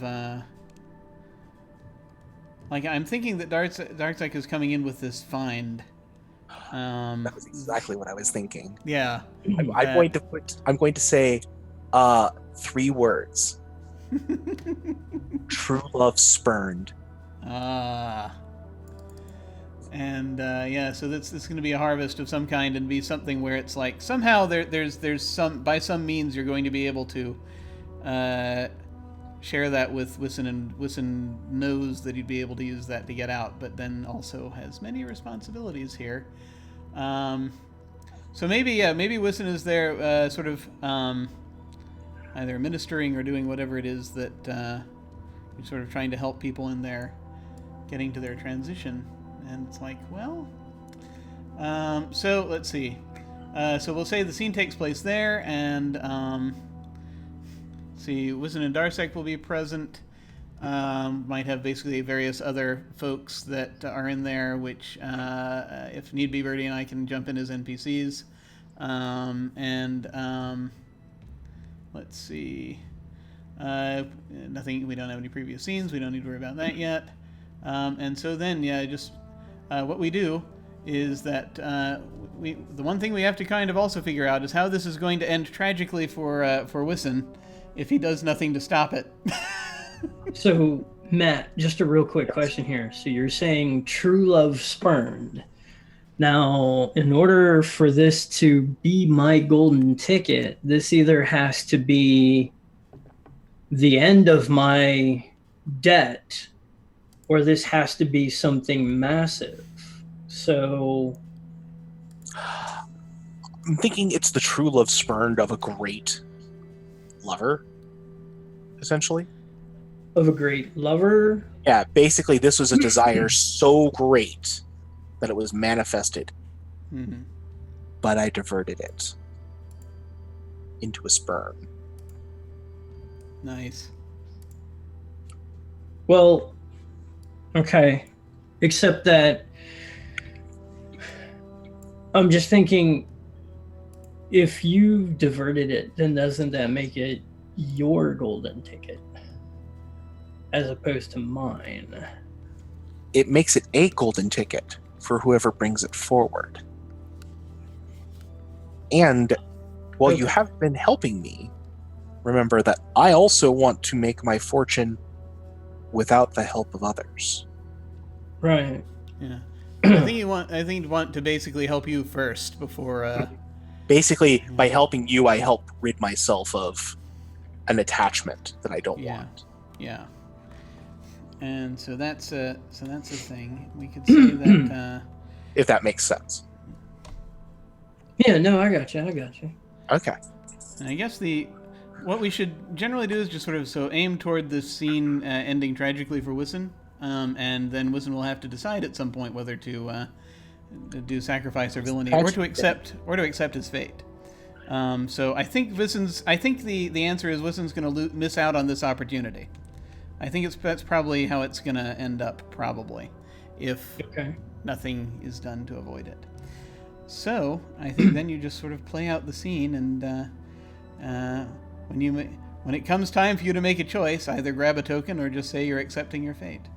Okay. So if this is going to work, if the tragic aspect of this is going to be that I miss out on an opportunity, then that means that eventually at some point this needs to steer towards either advising Matt's character to take it for himself, or neither one of us take advantage of it. And I mean, if nothing else, also if we can't get there, we can cause other things to happen to make the opportunity lost. Let me ask: is this an action that has already taken place, or you're bringing to him an opportunity? I think the action's already taken place. Like, so, he has it. How would you can't present yourself to the judge? You have to be called. Yes, correct. Yeah. So how would he take credit for it? Matt could be offering to go to the judge and saying that I was instrumental in leading him to do it. Or he could give it to you and say, you took it. He was the one who took it, not me. Because that's the thing. The holder of this stuff, of this dream stuff, is the one that is called, not necessarily a person. So this is almost currency in the society. Mm-hmm. That's what I'm Okay. thinking. Cool. Awesome. Hmm. Green bullion. Okay. A gem, really. Opportunity stolen. Mm-hmm. All right. So, who wants to set the scene on this? I don't know. I mean, I guess Viston would be in the hotel or clubhouse, whatever it is. Maybe he's cleaning up a little bit after a party, or yeah, he's just kind of like taking care of administrative duties type thing. And so as he's doing this, the door to this chamber bursts open, and you kind of hear the ambient noise outside of people kind of reveling, getting up to their acts of worship, and in carouses Darzek with an open bottle clenched in his fist, and he just looks just. If one of our people could be said to be happy, he looks happy. And his skin his fur's done up in this two-tone setup, kind of one way it's purple, the other way it's red, this crimson color. As he turns, listen, you missed it. It was glorious. What was glorious? I went out into the scapes, and there it was. The mind of Calpurnia. Calpurnia, who is beloved by the King of Gondar. And she was ready to love him back, but I turned it aside. And I managed to pull this out. And he reaches into the satchel he has at his side, and he pulls out this gleaming gemstone, its facets, catches the light and reflects onto the walls.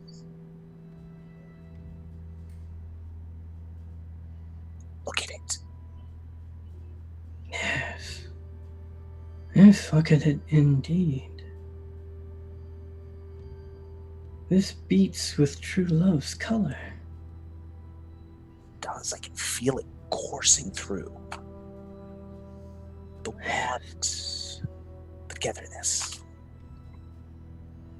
but also that little tiny ache of longing. This is magnificent. This may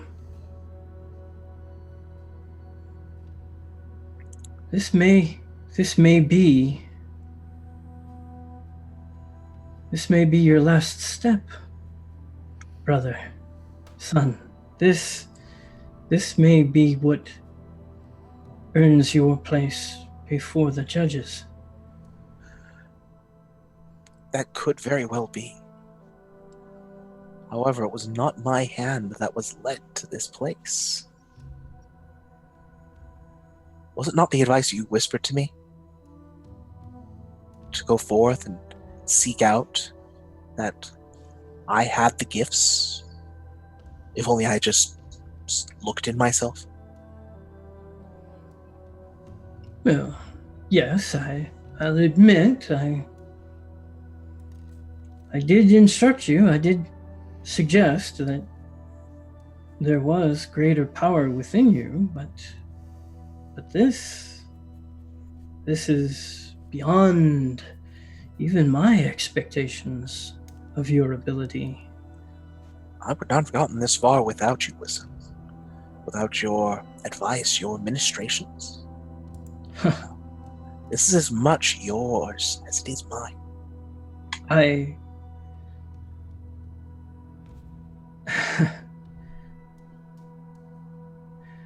You are far too complimentary. All I have done is guide you,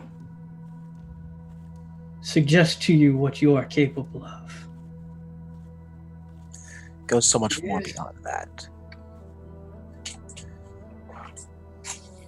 Oh, well, it is a golden ticket. Beautiful. It is an awakening in the palm of a hand. And I give it to you. I'm sorry. What? He takes it and he puts it in his palm and he closes it.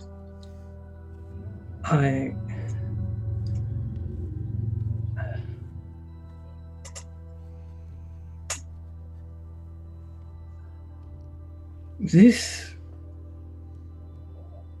Well, I mean... I suppose that this would show the bishop that I am capable of leading our flock towards the awakening. This would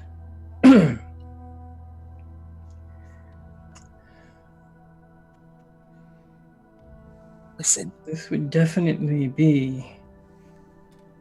I can't. No, this is your undergoing. This is something that you have done. You must take this opportunity to go before the judges. Wizen, how long have you resided in Azaati? Yes, well, How long have you slept? it has been quite some time. Should you not be able to awaken? To see that endless garden? My son, we will always, all of us will eventually awaken. It is only a matter of time. Besides, if I have the gift to be able to lead others, such as yourself, to that moment, then I should wait. I should remain behind until all have awoken. But is not our goal always to want to awaken? If you deny yourself that, you deny yourself what we are. You test my vows, child. You test my vows. No. This is your opportunity. You must take it. You went through this undergoing. You harvested this great love. You must reap the rewards of your deeds. You must go before the judges.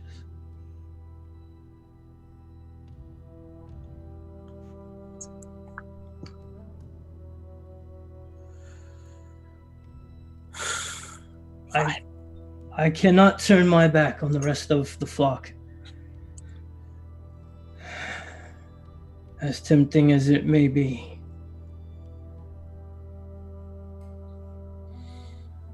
Return to me tomorrow. I shall have a petition for the judge. Very well. And he holds out his hand, waiting for you to deposit the gem back into it. Vissen starts to reach out, hesitates for a moment before reluctantly placing it back, and Dargzek's hand. Now go. Go. Enjoy what may very well be your last moments in our exile. Tomorrow, you go before the judge. Dargzek betrays that slightest hint of hurt as he shoves the gem back into the satchel and takes a pull from the bottle and heads out back into the night. So I feel as though then that are you just so you're accepting the fate? Yes. All right. That is how that scene goes. So it is now going to be Matt's turn to play a card on someone and frame a scene. So the cards I have are the Magician, Strength, and the Wheel of Fortune. And I think in this case, I actually want to play the Wheel of Fortune. Nice. To you, Jim. Okay. And the Wheel of Fortune is the Omen, a scene in which you encounter a seer of some kind, a blind prophet, a fortune teller, a group of witches, an astute sage, somebody like that, who speaks to you of the future. Their visions include a warning of doom and destruction. Ooh. Okay. So, yeah. How do you want to set the scene up? I'm thinking are you on your way back from a trade, essentially? Sure, absolutely. So that's happening, and you're coming back into the city, and you're wandering through a quarter, and you probably get flagged down by some maybe a rune caster of some kind, and their foretelling is probably something to the extent of this was your biggest haul, the biggest haul you will ever have. Nice. Yeah. This is it. You've peaked. Yeah. This is it. This is the big one. Yeah. Okay. And so yeah, this is I think so. How do we want to say this? Do we have anybody else there? I think. I feel like I want someone else to show up. Maybe I don't know. Would Rosna have greeted, or Rosha greeted Valdek at the gate? Maybe potentially. Yeah, so I was probably waiting there to meet him to find out what he learned this time, what he could give me. There we go. So that gives you a chance to kind of do a little walk and talk, and then and then yes, we can do that, and then encounter the seer, whoever it is, Yeah, I think that's going to aim tragically toward my losing my business if I'm there basically with someone who's kind of one of my bosses, or someone who takes, or one of my clients, I should say. Yeah. Yeah. So yeah, about, what you can do about that fate, stopping that fate. Yeah. That's There's definite stuff there. All right. There we go. All right. So yeah, like the gates have opened back to Azaton. So Valdek is kind of he walks with a staff, which is quite possibly an affectation. It's hard to say, but he's very much about he's got a massive. I think he's got some type of behind him. He is leading this ox, this ox made of bone that is following him, carrying this cart, which is draped over. And he is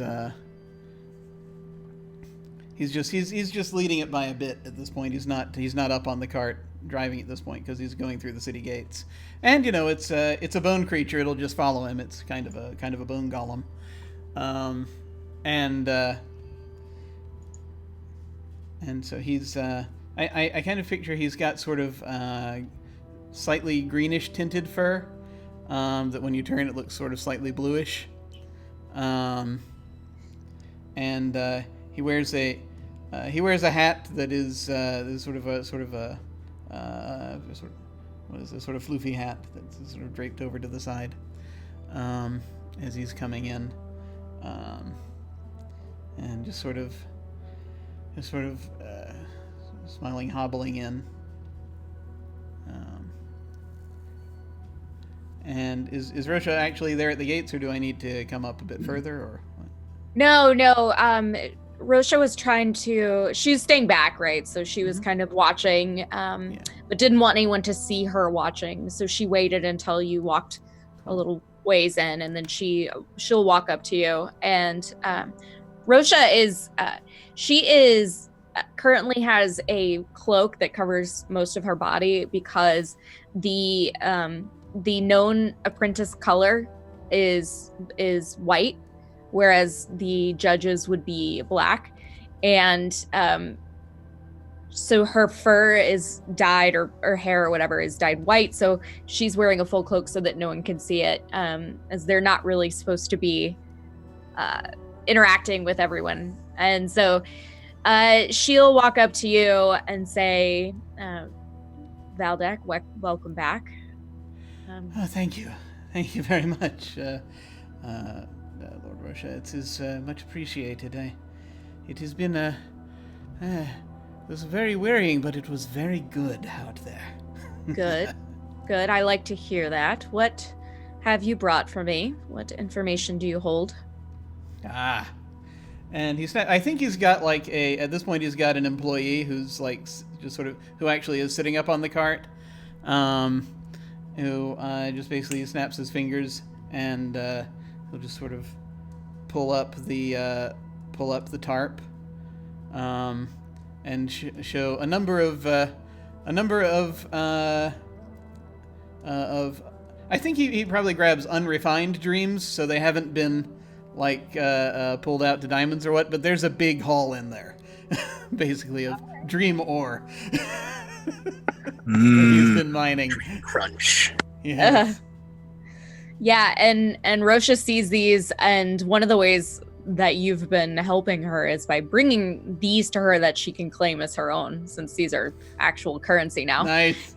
And so she sees this haul, and her eyes kind of go wide, and she said, that clearly you had a very successful trip. It was, in a word, phenomenal. Good. I think that if you keep bringing in hauls like this, it won't be very long at all until I am in the place I desire and can return the favor. I am very much looking forward to that. Could I perhaps tempt you with a drink? He says, gesturing ahead to the end of the road, to where there might. Yes. I think that I can spare a few moments for a celebratory drink with you. Excellent. Just basically we start moving forward. And as you're making your way through the crowd, good sir, good merchant, good morrow. Doffs his hat, waves, as he has been to other folks. No, Valdek, please, come. You must be told. Well, as you can see, I've rather much to do at the moment, but I can appreciate any orders. Any new orders are much appreciated. You may place them with my man here, he says, gesturing to the... Oh no, Valdek, what I have to say is for your ears and yours. Directly. I suppose we have a second. This is a very rude interruption, but if you must deal with this peasant, please do it quickly. Oh, but of course. Now, what seems to be the difficulty, my dear fellow? Valdek, I have seen you in the waking. But there is only one way that might happen. And we must see how. I've been waiting for you here for many nights. Waiting for you to return from your mining. And the person basically has this cup. Here. Give it a shake. It always works best when someone else gives it the touch. He just sort of looks at it, just sort of looks around, realizes he's kind of stepped into the middle of this without thinking, and is like, very well, if it'll make you happy. And he picks it up and he shakes it. They take it back and they give it a couple more shakes and flip it over onto the table. And they pull it up. And inside there are these little rune stones. It looks like they're carved almost from city bone. Whoa.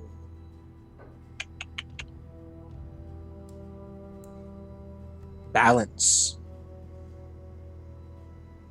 Very dangerous.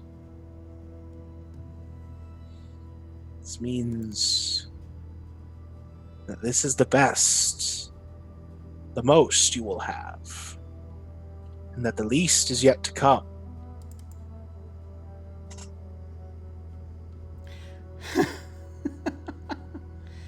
Well, I suspect you've been drinking from that cup. Who would believe such a thing? No, this cup's seen us through many a time. You, Valdek, you'll need to be seen through your time as well.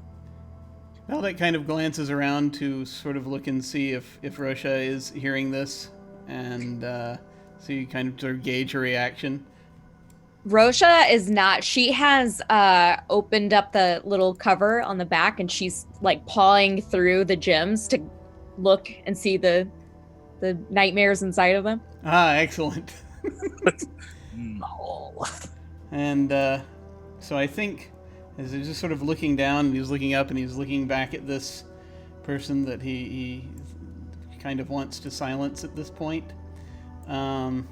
So here's what we're gonna do.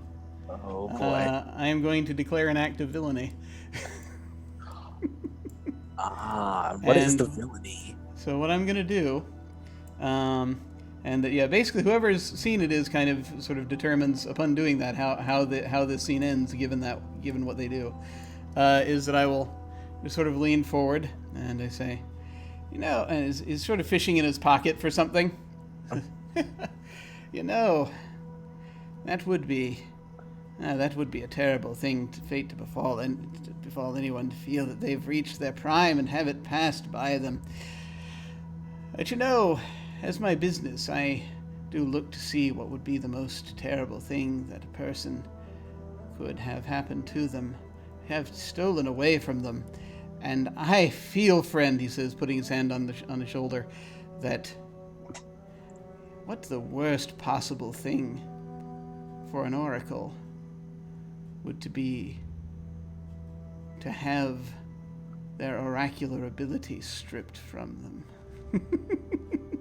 And he pulls a small little miniature sickle out of his pocket and just comes forward and reaps the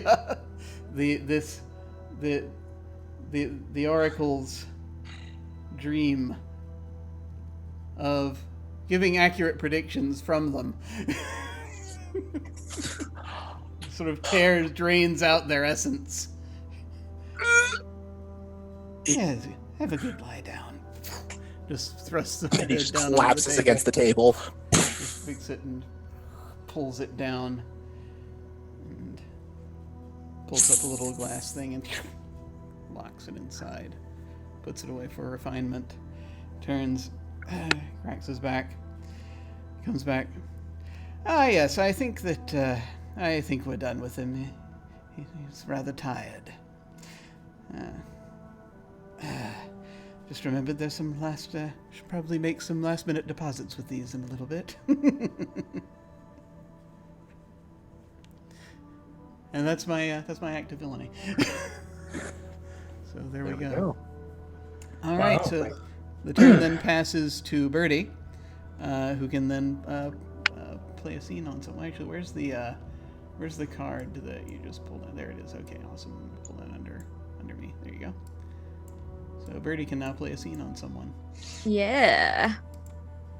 Okay, so I have Temperance, the Star, and Death. Dun, dun, dun. Nice. So the Star is the appeal. Temperance is the observation. And Death is the Reaper. Let's see.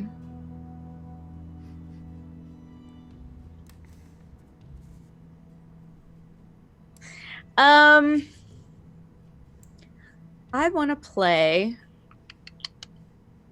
I have such good ones.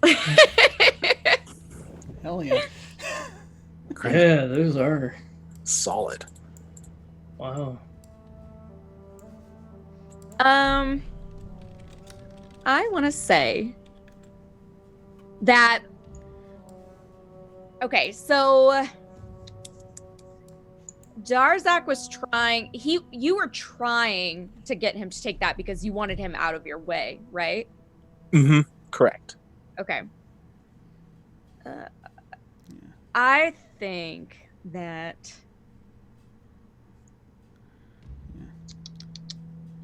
Yeah, and so you've got those two open. You can play it either on Darzak or yourself. Yeah. I want to twist it a little bit, though. Okay. What are you thinking? So I am thinking that I'm going to play the Star, which is the appeal. In a moment of despair, you turn to higher authority to beg them for help and guidance. This could be a petition to an individual or a prayer to a deity or other powerful being. And I want to set this up as you just went through this, right? And so this guy did not accept your offer. You were trying to get rid of him. You are really concerned, I'm assuming, that he is going to somehow interfere with your plans and interfere with the conjecture of what you want your life to be here. And so I think that you have, this is a moment of despair for you. You're going to turn to, I think you're going to reach out to our God. I think that you want so desperately for your path to play out the way that you want it to, that you consider reaching out to him. That's the best way to show him your desire to move forward in this path. And you're asking him to help you somehow destroy. Listen. So how would I try to appeal? How do I try to pray to Azaati? Am I just going to go off on a tear something, or? No, I think that in order to appeal to him, there is some sort of ritual, and that ritual does involve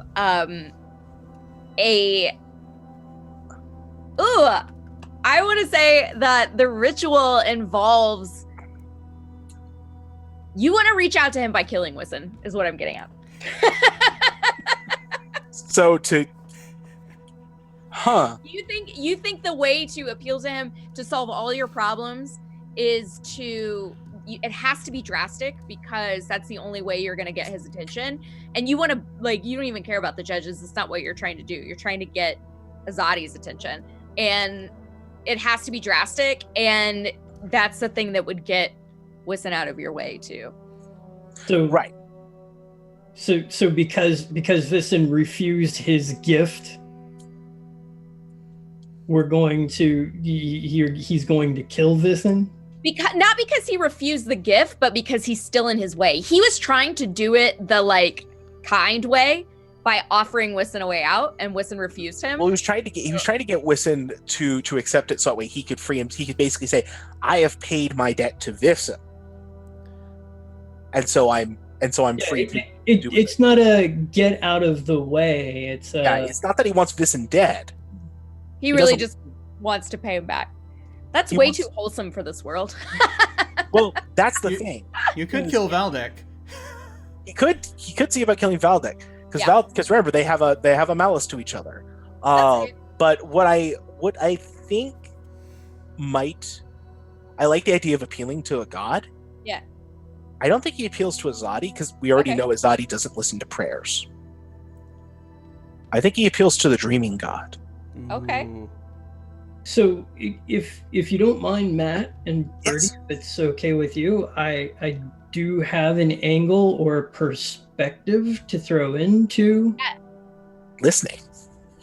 So going with Birdie's thing about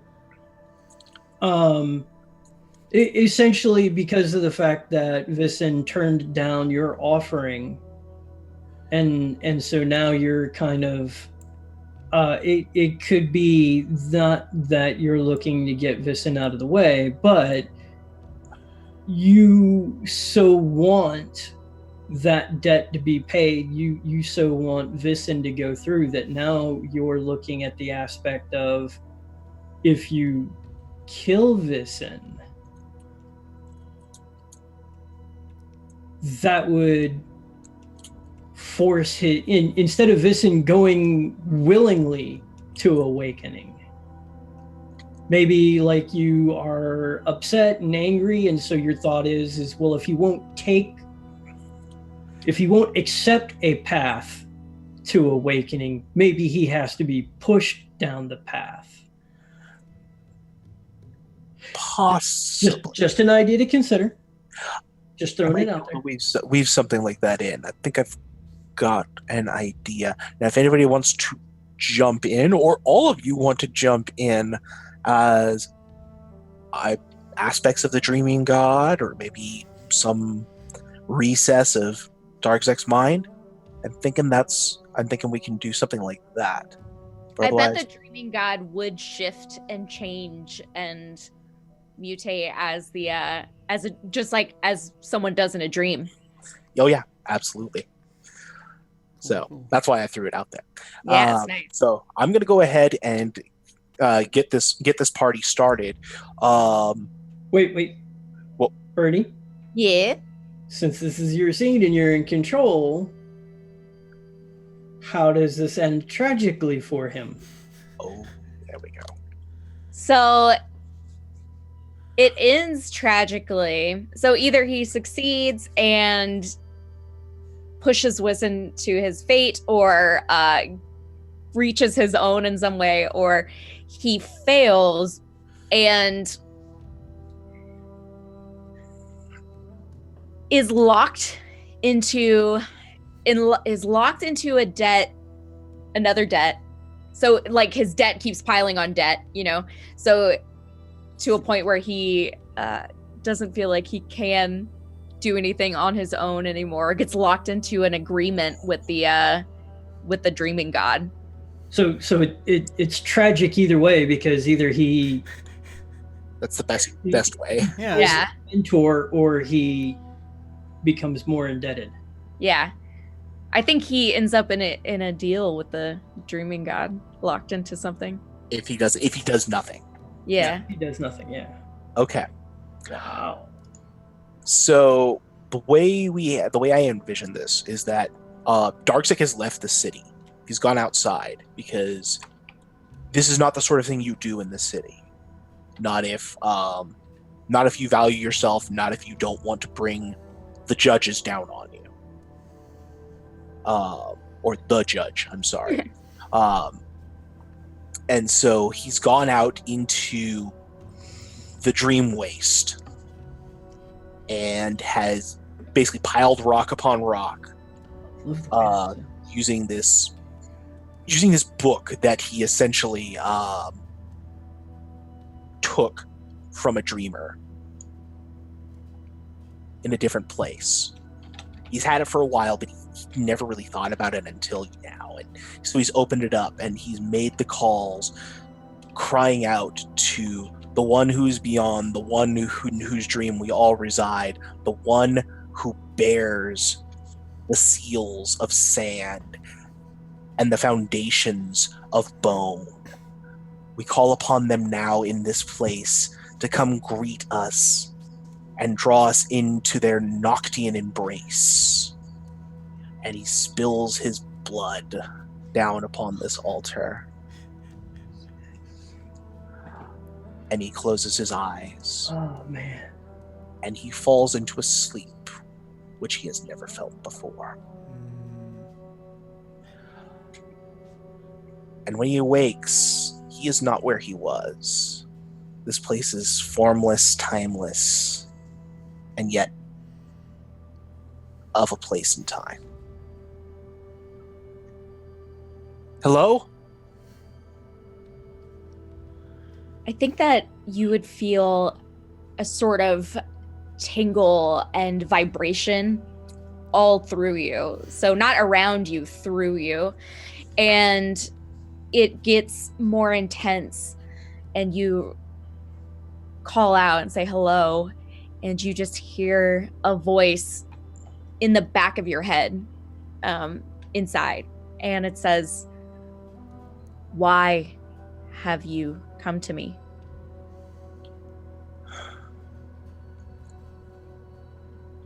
I had nowhere else to turn.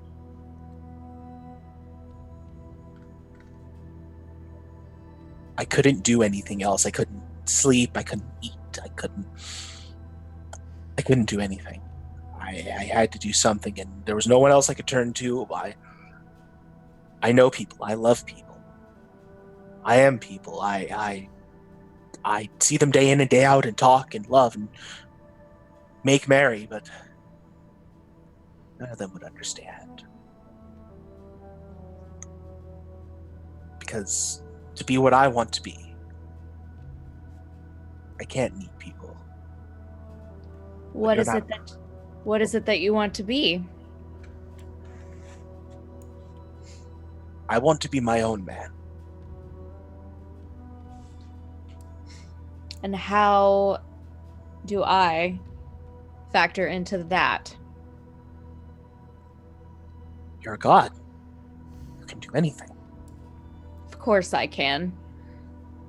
Why would I do anything for you?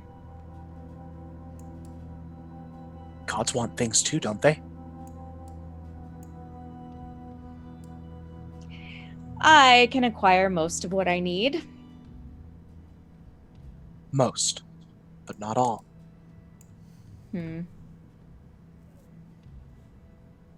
What do you want, dreamer?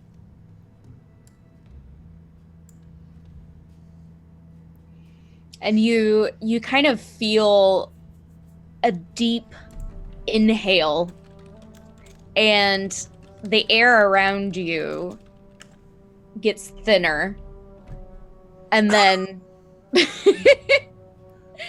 and then upon this weird internal exhale, you feel almost like humidity settle down, and the voice almost it's no longer in your head, it's all around you now. And you can feel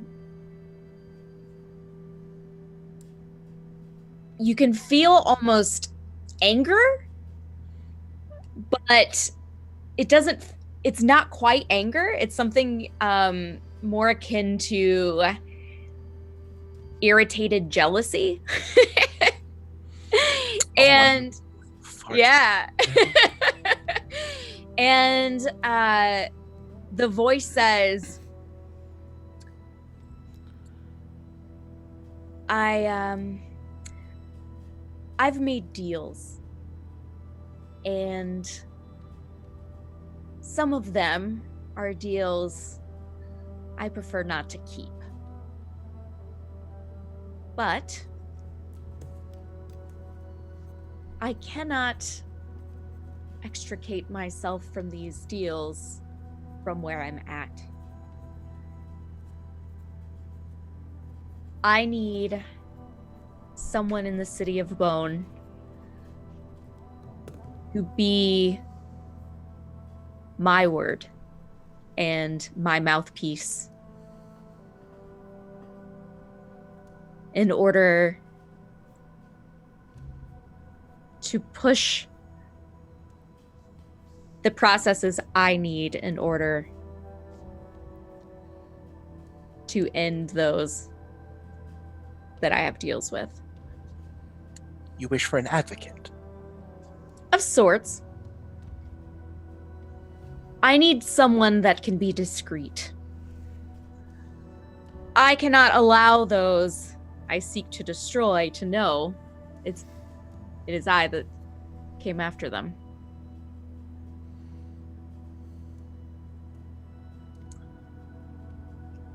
Dear dreamer, I am nothing if not the soul of discretion. Ah, perfect. So, Gone from many the nightly tryst. let's say I agree to help you in whatever it is,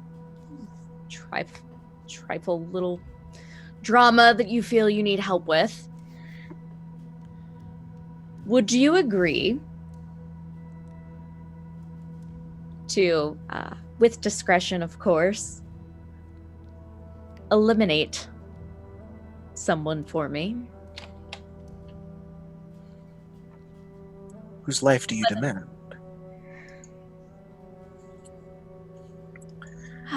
There is one who barters for souls, or barters for dreams. And those dreams do not belong to him. I am not allowed, quote unquote, to stop this action myself. But if I had someone inside to handle this for me, I feel as though that falls within the realm of what I am and am not allowed to do. I feel like at this point I should probably be taking a villainy token.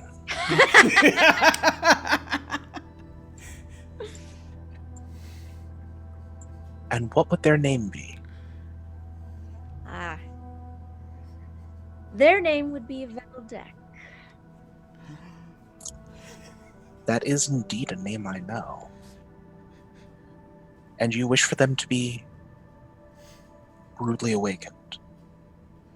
Yes. Bring about the awakening in whatever way you see fit, but ensure that he no longer traverses my lands.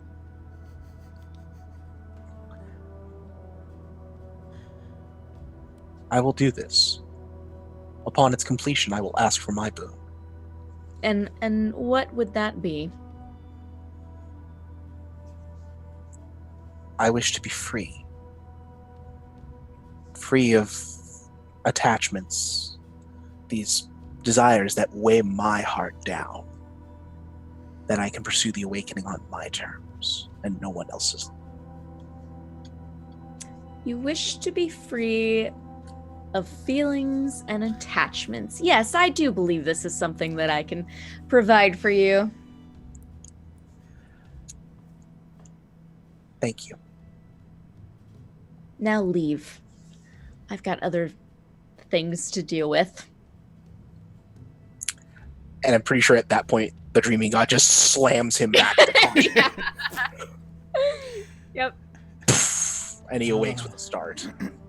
Oh god, I'm just picturing this whole scene of him coming up behind Valdek and just being like, "Dream no more," and then pledging. I feel as though there's, that was so good. Oh, wow. So we are a bit over. There would be one scene left in this act. Do we want to try to play through it real quick, or do we need to? Let's do it. Okay. It'd be remiss if we didn't. All right, so that means that Rock, it is your turn. You're going to be playing a card on Rosha. Right. Okay.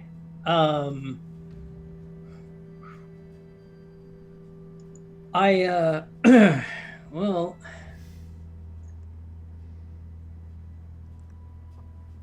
yeah, let's go for it. Why not? We have the Emperor, which seen the Throne War. An individual significant to you and your interests has died or otherwise ceded authority. You are present as part of the discussion of what is to be done in their absence. Oh, that's too perfect. I know that came up, and I was just like, do I play it or don't I? That was a tough call. So what I'm thinking is that a member of the council has awoken, and there is now an opening. But Rosha is not the only worthy candidate. There is another candidate that is being considered for the position.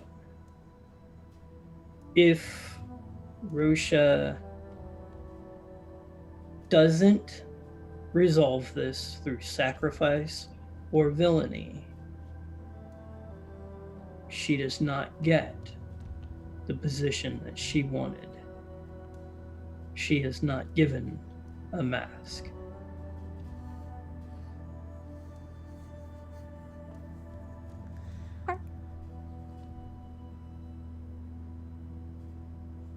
So, and then I'm figuring you would probably need at least one or two people to be NPCs that you would basically... I'm thinking that, since this is supposed to be a discussion about what is to be given and you're present for it, it would make sense for it to be some kind of interview, I'm thinking. What if it's our judgment, the judgment of the let's say there's two apprentices that were vying for one spot, and now we're being grilled essentially. Right. Yeah, that's what I was thinking. Board. Yeah. Is an inquisitional board, and basically you have to, it's you against this other applicant. Mm-hmm. And so, if you don't present your case well enough, you will not ascend. Mm-hmm. So, what? I forgot to write it down. What's the name of our god again? Azaati. Azaati, yes. I wrote down everything else, but not that. So yeah. So I'm guessing there's going to be at least one person. We need at least one NPC to be the. Someone has to be the Inquisitor, and someone has to be my competition. I'll go for the Inquisitor if you like. Yeah. Does the Inquisitor wear their mask to the to this Absolutely. thing? Yeah. The judgment Of course. Excellent. Yeah. Essentially, all Inquisitors all judges are faceless. Yeah. Awesome. You all speak as one. Yeah. Rock, I think you should be the rival in this case. Okay.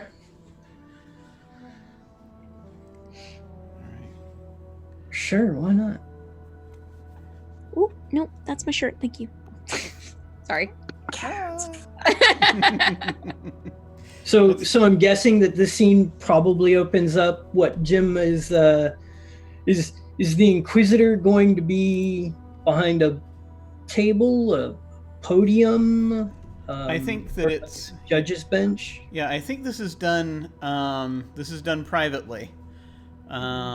So I think this is in a back room somewhere. There is a certain degree of ceremony, but this is a private ceremony. So I think there's just a Like judges' chambers? Yeah, I think it's just I think judges' there are chambers, so I think several there's a chair. judges in attendance. Basically, they're just sitting very quietly in the back, Yeah. also judging. Yeah, I think that this is basically just this. They're in kind of this circle of these chairs. These kind of high-backed chairs that they're seated in, and the current designated Inquisitor is got the sort of the mask of judgment on, and what's the name of the rival? Oh, shoot.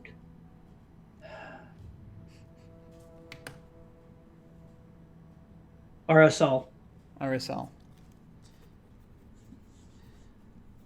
So, the judge, the Inquisitor, will lean forward and I think everyone knows why we're here. So I feel as though there's kind of this minimal thing almost that goes on, and they only speak when it's about to be dire. So the Inquisitor gestures to Arisal and asks them to come forth. Speak.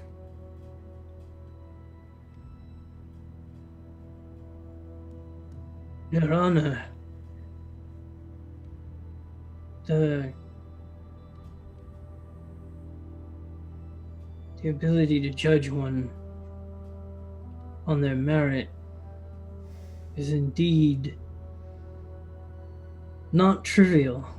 It is something that must be done with wisdom and with knowledge. I have spent many hours in our great halls studying our ways, our laws. I have spent time studying our God and our path to retribution. If you were to check with the church, you would see that I have spent many hours studying. I've written many papers on theories of judgment and the path to awakening. There is nobody more qualified. There's nobody more knowledgeable. Knowledge is of value. But do you understand the responsibility? Of course I do. It is a grave responsibility. We hold the balance, the future of our race in judgment. There is no heavier responsibility. That is why I have spent so much time preparing myself, not for my own awakening, but for ensuring that others are ready to awaken, for ensuring that I am able to know when it is time for one of our people to stop dreaming and to awaken. The judge will hold back. With the other hand, will gesture to Rosha to step forward. Rosha will step forward and bow deeply. Speak. This fool speaks of law. But there is no law, not in a book. In this world, we are the law. The judge is the law. He speaks of the future of our race. There is no race without our God. There is no race without Azaati. Are we not here to please him and him alone? A true judge knows who his responsibility is towards. Not the peasants out there, but to Azaati alone. It is only through the sacrifice that we give that he is exalted, and one can only sacrifice through their own act. Have I not brought countless dreams, countless nightmares, countless fears and goals to Azaati? While he takes the efforts of others and claims to have been... Sorry, my cat was moving around. While he takes the actions of others and claims to have been responsible for them, I have chosen instead to take my own actions and to give everything to the will of Azaati. And that is what qualifies me to take a place on the council.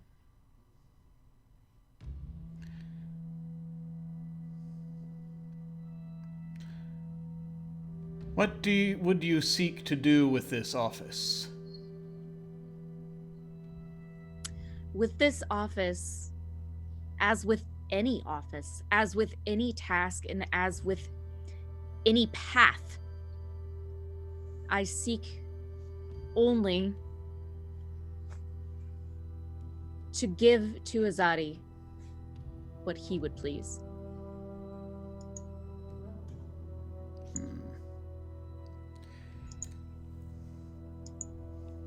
The Inquisitor stands.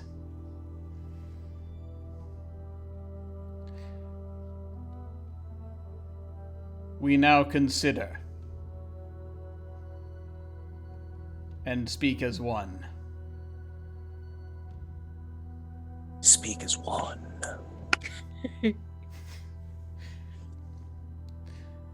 And I guess the good question is, are you doing anything, or? Me? What? Yeah. You gotta do something here, otherwise it comes to pass. Oh, I have to act before he says anything? Well, I mean, it's really a question of we're kind of getting to the point of you're about to lose their attention, so I feel as though we might be at that point in the scene, unless you think that you've got another opportunity to avoid not getting picked. I didn't know I wasn't getting picked.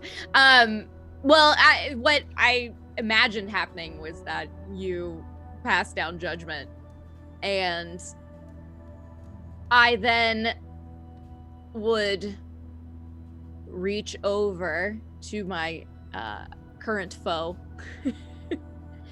and snap his neck. Ah, excellent. And I will look up to the judge and I will say, "Good judge. I believe in this one case, you may want to reconsider your decision." Well, you just committed the act of villainy, so you get to decide how the scene ends. Yeah, I did. There is only one choice. There can be only one option. There's only one candidate. There's only one choice. I think the end of this scene would actually be the judge looks down upon Rosha and says, "You have passed the final test. You may ascend now to your place on the council." I feel like there was like this. They did have like a table set up with the mask on it. Yeah, totally. And they hand it to you ceremonially. Awesome. Okay, so we just did one act, and we're only doing the one act, so we are at the end game. So, I believe there's a tie. Yes, there is a tie, and there's a resolution for that. So we three of us each have one villainy token, and so we're each going to draw a minor arcana card, and whoever has the highest value wins the title of villain. Nice. So yeah, that's so. Let's just see. the three of us that are tied currently. We'll each grab a card. Okay. And I have the Eight of Cups. And the Four of Pentacles. The Knight of Pentacles. Ah! You have won the title of villain of this piece. So here's how the end game goes. We do not have a hero for this piece, as no one got any sacrifice tokens. So in the ending montage, each player gets to describe the story of how their character ends. Before you start, take a moment to reflect on the path your character's journey has taken and what would be the most dramatically appropriate ending for them. Remember to incorporate your character's flaw as best you can. Every story is going to end tragically in some way. It's also a good idea, if you can, to draw inspiration from the major arcana card from which you drew your character's nature, whether that be the scene card's listing, its meanings in tarot, the images on it, or something else about it, however you want to interpret that. And so the villain goes first. That player must describe their character's end, which must conclude with their death. Oh, yeah. The villain dies and the hero dies. The others don't have to die, but they can. Yeah. Darkzek absolutely goes back into the city, carefully plots and plans, and is able to track down Valdek and probably murders him right before he is able to turn in his haul and just guts him in the street. And thusly, he is taken for judgment. And he is found wanting. As the haul was not enough. Mm. And so, he is not given the awakening. And Nice. that is the fate of death. Excellent. And now the rest of us take turns in any order we desire, because we do not have a tragic hero. So who wants to go next? I'll let you guys go. You guys got the tokens, so I'd say that. Sorry, go ahead. Yeah, I was just gonna say we semi-know Valdek's end, so I think you should go. Yeah, I'll go. So Valdek, Valdek gets stabbed in the street. So I mean that's a given. I think further.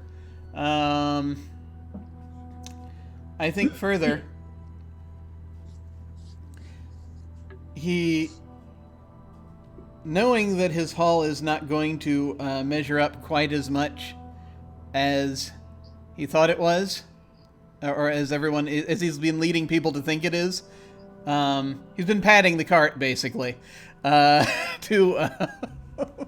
that it looks like he's hauling in more than he's actually hauling in. He doesn't see his end being stabbed in the street coming, but he does go down laughing as he realizes what's going to happen to Darksec.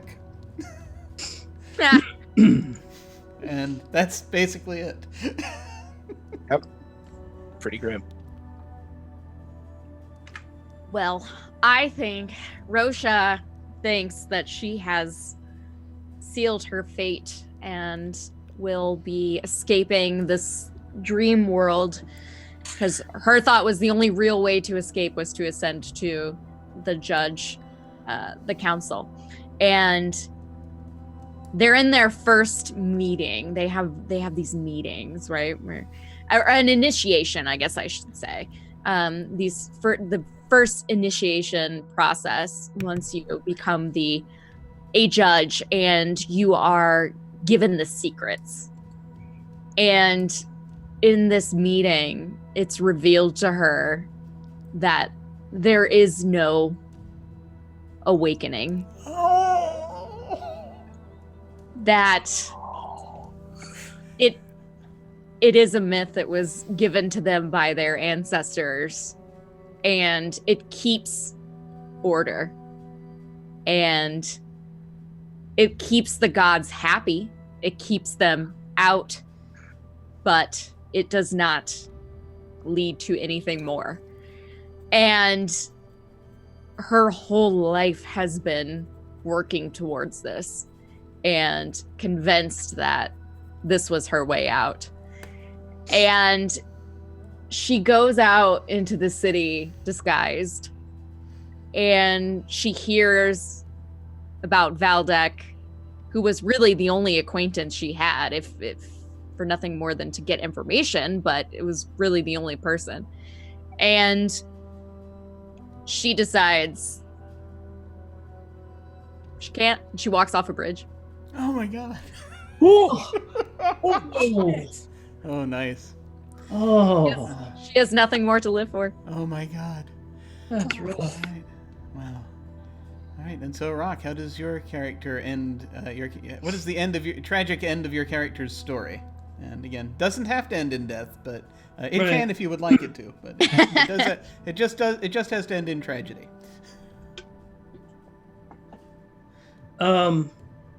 I think a courier arrives, brings message that Darkzek has died without being granted awakening. And Within kind of takes a few moments of contemplation at his desk, and then he gets up and he spends a few moments putting on ceremonial robes and wanders into this room. And it is a room that is filled with candles. And Whiston walks over to one candle specifically, and he just kind of pauses for a moment and stares at it, and then gently reaches out and extinguishes the flame, and stares at it for another moment and quietly says, "Such hope. I had such hope." Nice. And then he turns around and quietly walks out of the room. It's subtle. I like it. Nice. That's good. That's good. Yeah. All right. Well, that's the game. Wow. Because we had no tragic hero, the future of the city is uncertain. Dun-dun-dun. Well, thank you so much, folks, for playing. That was awesome. I'm very glad I got to get this out and give it a try online. Yeah. So we're gonna go around, ask folks if they have any final thoughts about this game, and where folks can find you. And we're gonna start with Rock. Okay. Rock007 on Twitter and TVM Rock on Twitch. For the most part, currently it seems like you can pretty much find me occasionally hanging out here on Jim's channel. Other than that, I don't have anything really going on just yet, although I do have something in the background that I'm working on. So, yeah. As far as final thoughts go, I mean, dude, you gotta finish this up so that you can get it on like itch.io or drive through or whatever, man. You gotta get the official publication on this. This is fun. I really like this. The world building aspect of it, I mean, dude, that was like the first half of the game, and that was great. That was just phenomenal right there in and of itself. And then to transition and play scenes, the opportunity to be, dramatic and grim and ill-fated, I mean, yeah, no, I liked it, man. I really did. I like this. This is good stuff. Cool. Thank you very much. Much appreciated. And like I said, for any of you, if you have more, if you think of more comments later, because this was a playtest, if you have any more comments later, feel free to throw them at me. As far as if you think of anything that because we're right in the moment right now. But thanks very much for playing. Much appreciated. Let us move on to Birdie. Hey guys, I'm Birdie. So I will first say I also loved this. I thought this was fantastic. The world building and character creation was so cool and so inventive and different, and it forces you 100% to think outside the box and to really get creative. And I love that, because sometimes you can get kind of stuck in your own little mind space of like, oh, Dungeons and Dragons world or this world or whatever. And it really forced us to get out and get crazy. And I loved that. I think that we made it a little tough on ourselves to come up with tragedy, because it was already so tragic. but I mean, I loved it. Like, it was still super fun and really cool. So great job. I can't wait till it's playable. For real. And as far as me, I am the Birdie Saurus on pretty much everything online, and I stream here on Twitch. And then also tomorrow you can find me on Encounter Roleplay playing the spy game, and then Thursday I'm in the Thursday night campaign, Deck of Many Worlds. So we're there every week. Check us out. And then I've got other things going on. I have a pinned tweet on my Twitter. You can check it out. I've got all other spooky stuff this summer that you can come hang out with me on. So thank you for having me. Oh, thank you so much for coming. This was awesome. I loved what you did with that character. That was so great. Thanks. And let us move on to Matt. Hey everybody, I'm Matt. So that was a journey that we took there. Most definitely. This game, I came in not quite knowing what to expect, and man, we just took and ran with it. I loved this world that we created, and I'm gotta see if I can find a way to work Azaati into it. I mean, can we just have like a regular campaign in this world? Because this world is awesome. This place is weird and creepy, and it's just all sorts of really cool. Yeah. Everybody had such a great hand in putting this all together, and I'm super excited. Like everybody else said, this is a really good game. A couple more tweaks, and I think it's right there and ready to go. So keep at it. Just, I don't know. I'm not certain what I would change at this point, but it definitely is something that I'm looking forward to actually taking forward and running with a couple of my other groups just to see what they put together, because I know some folks that would just love this and eat this up as to what we can do. So yeah, no, great time. Everybody's cool. You can find me on Twitter at @TheKillerGM. I talk to people about games and stuff, sometimes other things, mostly games though, so that's what I like to do. Hoping to get a couple things published here in this next month, and I think I am back on this channel later this month doing a couple other things. So Yep. I'll leave Jim to talk on that if he wants. Awesome. Well, thank you so much. I appreciate it. This was great. I loved how you described things also. This was really, it was very rich scenery on this whole thing, and I loved it. which we then were permitted to chew, which was also the glorious thing. Well, folks, thank you again for watching. I really appreciate it. This game, should anyone wish to be out to go out and play test it, please hit me up, because I'm always eager to find other opinions, more opinions, as many opinions as possible, to make it a good and better thing. I have no idea when it'll come out, but when there's time, we'll see how it goes. In the meantime, what's happening more immediately? Well, you can find me at OtherDoc on both Twitch and Twitter. My website is yesthatjim.com, where you can find my Geek Observation podcast and links to my various other podcasts, audio dramas, writings, and such.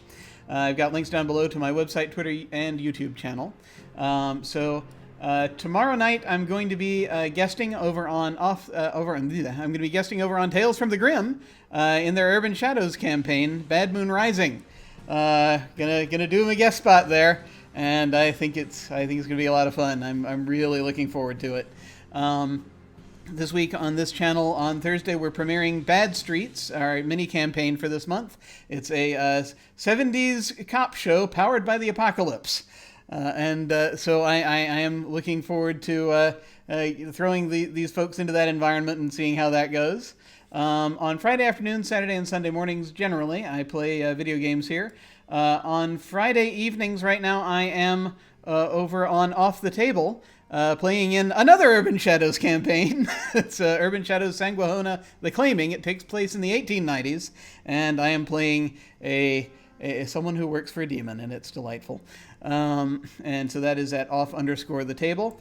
On Saturday, this coming Saturday morning, I'm going to be over on the channel Salty Sweet Games, playing in their charity stream. We're going to be playing Honey Heist.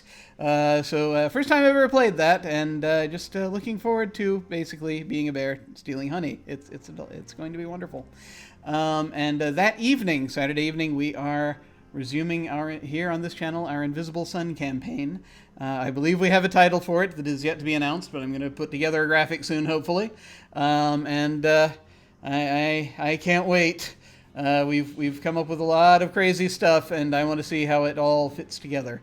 So we're going to get started on that soon. And then Sunday, 1 week from today, we start our one-shots for the month of July with For the Queen. That is a GMless game, story game. People are answering questions about their characters and developing them that way, and it is a lot of fun. I am so glad I'm finally going to get to play it. Good. You're in for a great time. Oh, it is a delight. Technically, signups are still open for that if folks want to go to my website or down below and click on it. Right now, I think we've got a lot. I don't think we're going to be able to put everyone who signed up into a game, but we're gonna, I'll grab who I can, and we'll figure it out. But the other signups will be coming as soon as hopefully within the next couple of days. I'm going to try to get those out and ready for the other games coming up this month. Matt is coming back to help facilitate one of those. Then we've got, and then we've also got Posthuman Pathways coming at the end of the month, which is a transhumanist game. I've had it for a while, had the little flyers, been wanting to play it, so that's what's coming up toward the end of the month. As always, beginners are welcome. Well, when we hit the end card, I am going to execute a raid on Happy Jack's RPG. RPG podcast. They are doing their session 0 for a Call of Cthulhu campaign. So if folks are interested in seeing them play that, which I certainly am, feel free to go to hang out, and or at least, if you wish, hang out and say hi. It would be much appreciated. But in the meantime, folks, thank you so much for watching. Take care, and I will see you all of a sudden. Farewell.